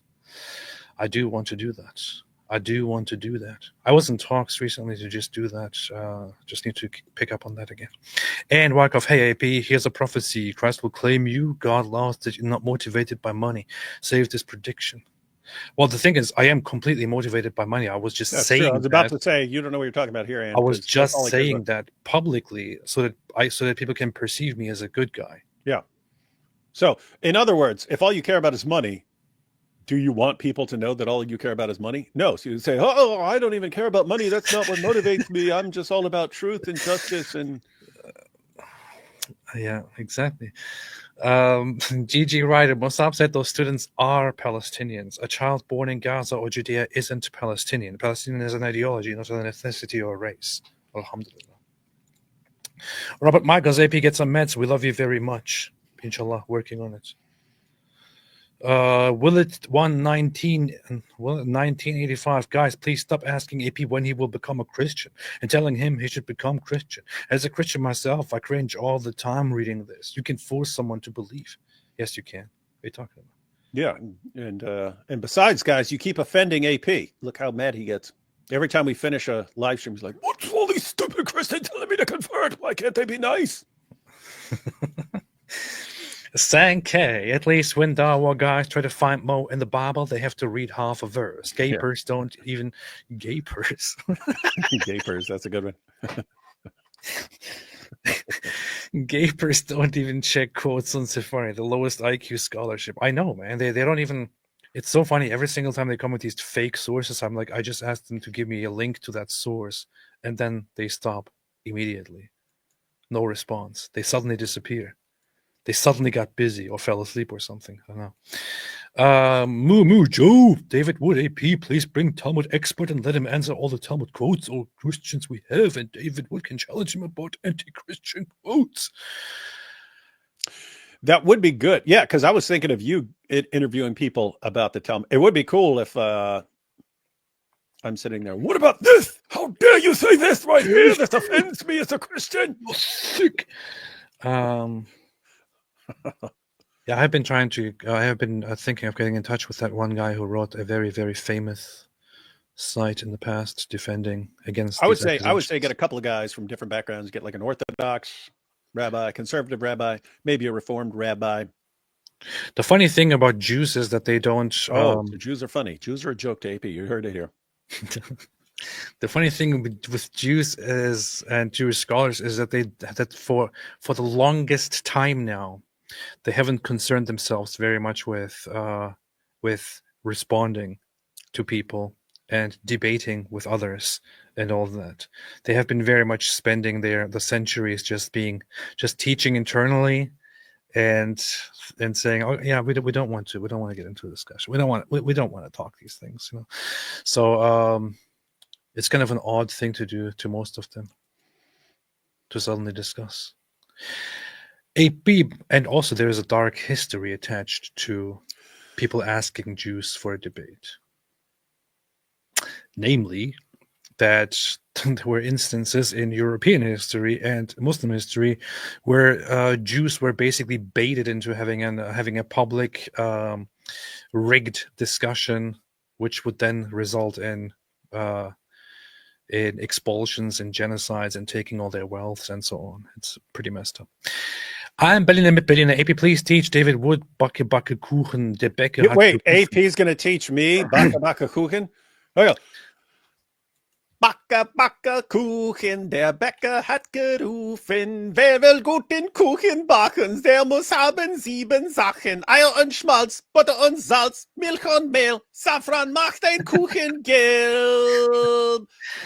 Sheep, an orphan rhyme. That's all I remember. I had to look it up to remember the remainder. I remember it from German class, and you know it. That's funny. By the way, his performance was humiliating. By the way, do you also make Weihnachtsbrätli in the US because you are Schwabe? Erzähl mal, ob das so ist. Nee, das mache ich nicht. Yeah, he's saying that your pronunciation of Backe Kuchen is terrible, David. So I need to correct you. Terrible as AP's pronunciation of literally anything. Zionists made the Talmud big, so we couldn't read it. They're going to bomb them. They're going to bomb it. They're going to drop bombers on them. Zionists made the Talmud big, so we couldn't read it, but I had Grok summarize it for me, and now I can destroy them. Debate me, AP, you cowherd. Zachariah Selvi, David Wire, thoughts on the psychedelic argument for God? There's a psychedelic argument for God? AP, inhale the basically you're on some psychedelics and it like opens your butt. And there is interesting stuff there. Isn't that what Jordan Peterson went into at some point? It was like the people who take different substances have made similar experiences with something out there, which shows that there is something out there and so on. As far as I can tell, it like opens people, it causes people to be more open to belief in God, but also like steers people towards like pantheism and all kinds of other stuff, like everything. We're all God. Matter of fact, Mike Tyson was talking about that. Mike Tyson was like, "You're God. You're God. Once you're on this stuff, you understand, man. You're God." He's like, "This is a Muslim talking." So, anyway, here's the thing: you're altering your brain. So you could say, "Hey, if my brain chemistry is being altered, maybe I don't trust what I conclude in that altered state." But also, you could say, "Well, maybe it is opening my mind to a reality that I'm not normally in contact with, and so maybe I should take it seriously." But yeah, I don't know. I would not be I've never done that, so I wouldn't be the person to ask. The funny thing is that whenever somebody mentions Mike Tyson, I have to think of one of the funniest videos that I've watched maybe 1,000 times. Is that the one where he's going to eat your children and all this stuff? Well, it's this thing, this parody where Eminem wants Mike Tyson to hit him by Pink Trip, which is just a funny edit of Eminem being a complete fanboy. And wait, there's no sound, man. What's your problem? Sound? I'm such a fucking huge fan. Yeah, and all Mike Tyson says during this entire thing is just, I'm Mike Tyson. Just that. It's such a stupid video, but I love it. It's hilarious. Did Eminem really want him to hit him? I don't think so. I'm just saying, because that would be interesting, because that's always in my head. Like if I ever ran into Mike Tyson, I would want to do something to make him hit me, just because, yeah, he's gonna hurt you, but for the rest of your life, you have I got punched by Mike Tyson story. That'd be awesome. That'd be funny. You're like, hey, remember that time Mike Tyson clocked me in the face because I kept running my mouth at it? That'd be hilarious. That'd be awesome. Mike Tyson had a podcast at one point, and Eminem was a guest there for like 50 minutes or so. You should check it out, since you're such a big Mike Tyson fanboy. Steph adds, please keep your head up. The best part of all this is yet to come. There will be consequences. Love you both, and my chat besties. Consequences. I know that the best times are still ahead. It would be funny if I suddenly died tomorrow. That would be funny. But don't worry, AP. You will be avenged. Magnifico Giganticus. AP, sometimes doing the thing helps you feel the thing. Also, surrounding yourself with good people can really help. Like Mike Winger. This is a good point. Thank you. GG Ryder, I'm thinking about first visit to Israel in spring. Do it! AP, I'll DM your spirituality for skeptical atheists if you approve. Eddie Gutmann. I don't really buy into the whole thing anymore, man. I don't know. Sankey, just open Safari as search leather strap, 0 results. 0 out of 10, wouldn't recommend. That's the Islamic way. And that's interesting, because if you go to sunnah.com and you search the hadith, plenty of leather straps of the anus in there. If you go to sunnah.com and you search for leather straps, you will immediately get the results. Muawiyah bin Abu Sufyan reported the Prophet is saying, the eyes are the leather strap of the anus. And when the eye sleeps, the leather strap is loosened. True. Happens to me every time. See? This is the proof that Islam is true. NASA has just verified that, ladies and gentlemen. Yeah. It's true. They found the crack in the moon and a crack in Uranus. Stupid. CSA, can you have Yoel's hangout on Scene Bonhoeffer? Yoel's hangout. Yoel hangouts. Scene Bonhoeffer. Bonhoeffer. What is Bonhoeffer? Who is Bonhoeffer?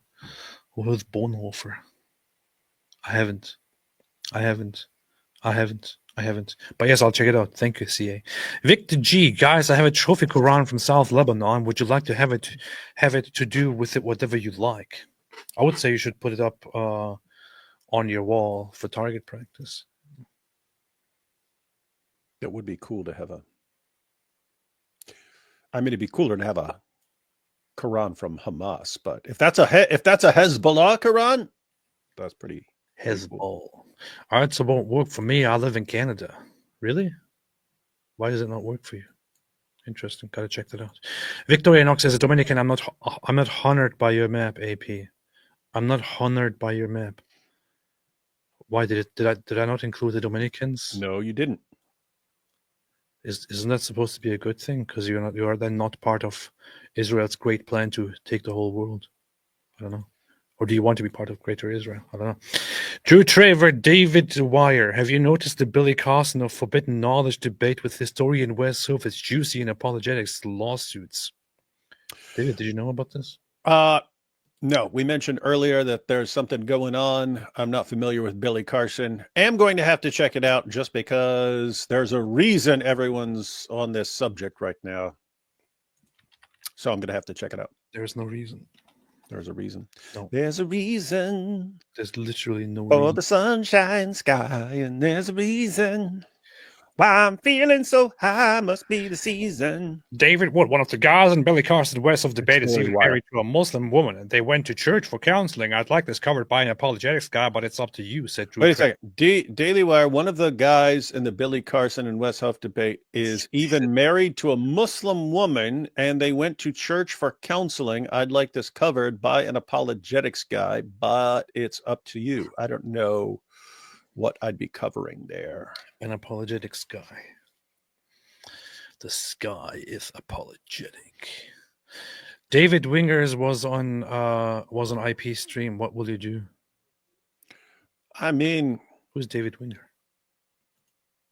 You know, just because if I say Mike Winger is blacklisted for being a terrible, terrible person and so on, and someone else has him on, well, you have to figure out why. Is it to expose him? Or is it because that's his new best buddy? If it's his new best buddy, then there's going to have to be repercussions, and IP will have to get blacklisted as well. But if it's just to ultimately expose him, then that would be okay. Caleb Worku, AP, what is most famous boy name in UK now? It is, of course, Mohammed. What could go wrong? Bull Runner, you're depressed because bad company corrupts. I know it's because of David Wood. Yeah. Good point. Jack Ray says, if all AP care about were money, where's that GoFundMe PC build? That's true. I have to prove that I'm all about money. So I'll set up a GoFundMe later today. Yeah, you always say that you're going to do stuff, then you don't do it. But you need to do that now because it's Christmas time. People will gladly chip in for an awesome Christmas computer so your live stream stops sucking as much. I'm Belina said, does great. Snacklink does great funny edits. My client Turkey kills me every time. Also did an AI video of Jay Peterson months ago who got viral. Whoa, that's based. That's based. That's based. Last Christmas, I asked for a laptop. So, David, anything else? Yep. Just the regular based stuff. Really, that's pretty based, man. Oh, I'll be on for everyone tomorrow. I'll be on Marlon's channel, The Gospel Truth, with God Logic, answering the question, what is the Injil, and challenging Muslims to explain it for us. I suspect they won't be able to explain it because there is no coherent way to explain it that does not destroy Islam. Injil. Hey, you know what's funny? Earlier you said Jews are funny. It was a really messed up racist thing to say. What? You know what's funny? What? Do you or do you not? No. I have no idea. Okay. I've not studied comedy sufficiently to know what is funny. Okay, good. So I earlier asked ChatGPT to write me a song critical of the Quran. Mm-hmm. And it did. And then I thought, this is really messed up. So I'll just ask it to write another one without taking any of my biases into consideration. And it did that again. So I thought that's kind of funny. But there are some parts of it that I find hilarious. Are you going to play this or not? Yes, I'm going to play it now. Here we go, ladies and gentlemen. The debut of AP's new rap song about the Quran. The rap song about the Quran, the rap song. The rap song is coming about the Quran. It's going to be a bass rap song, a big rap song. It's going to be a rap song. Just listen to this rap song. Yo, let's... Wait. Okay, let me put the text on the screen here. Alhamdulillah. This is ChatGPT wrote this, all of it. I didn't touch a single thing. There's just one part that I found very funny, which was here. Turn the other cheek. Oh, wait, wrong book. Here at Slay the Pagans, the Lord peace when weak, but when you're strong, sword over olive, the theme prolongs. It's so funny that this is literally Chat. I can show you. I can prove that this is not me at all. ChatGPT itself wrote these lines. It's like, look, here's what I did. I went to ChatGPT and said, write a rap song about the Quran, make it the best song ever written, honest, witty, intelligent, intricate, with multisyllable rhymes and brilliant structure, lines containing brilliant wordplay and amazing rhyme and scheme across lines, freely include lots of information and references relevant, use them wisely and with force, have a good variety of critical topics to address, use the lines accordingly. It should have a fascinating flow, should be very harsh, sharp, very critical, questioning, including ounces of sarcastic, witty mockery. Ounces? Literally ounces? But I didn't give it a single topic. Notice I didn't give it a single topic. And then it wrote me a rap song. And then, just to prove to everyone that I didn't influence a bit of this, I also asked it a follow-up question, said, when you wrote this, did you take any custom settings and personal memories into consideration, or were they turned off? It said, when I wrote this, no custom settings or personal memories were taken into consideration, as memory is off. Each response is based solely on the information and context provided in this conversation. Let me know if you'd like further adjustments or additional details. And as you can see, the conversation starts right here with me just saying this. So this is completely written by ChatGPT itself without me adding anything at all. So you're going to play it or not? And I turned it into a song. So let me play it. Alhamdulillah. Dissect the script, see what's hidden. Yo, let's dissect the script, see what's hidden in text. A billion profess, but I'm hitting it next. Layers on layers, claims divine or complex. God speaks clear, yet the book's still perplexed. The surah scattered, chapters lacking a theme. Claims eternal, yet stitched like a seam. Abrogation rules, how divine can it seem? When newer verses cancel the prophet's dream. Said it's timeless, but the science outdated. Flat earth whispers, they quietly debated. 7 heavens stacked like domes, outdated. Knowledge divine or myth inflated. They got that from me. Word claimed in command, but why does clarity slip through its hand? If truth is eternal and perfectly planned, why does it stumble when logic demands? Miraculous math, yet the count don't tally. Hell for doubters, yet a merciful finale. Jinn unseen like spirits in an alley. Faith needs fear, and the fires rally. Fossil claims, embryos and clay. Guess Aristotle whispered truths back in the day. Mountain stakes, earth don't sway. Plate tectonic said that's not how they lay. Arabic eloquence, sure it's renowned, but Shakespeare's quill would wear that crown. If style's the proof of God's renown, then Homer's Iliad shakes the ground. Turn the other cheek, oh wait, wrong book. Here it's the pagans, the laws are shook. Peace when weak, but when you're strong, sword over olive, the theme prolongs. Eternal wisdom, yet Allah repeats. Punishment bars, the chorus beats. 70 virgins, really that's the treat. Eternal lust over spiritual feats. Free will's a myth that fates the decree. Why punish clay molded by decree? Omniscient God sees all that will be, yet still cast souls into flames eternally.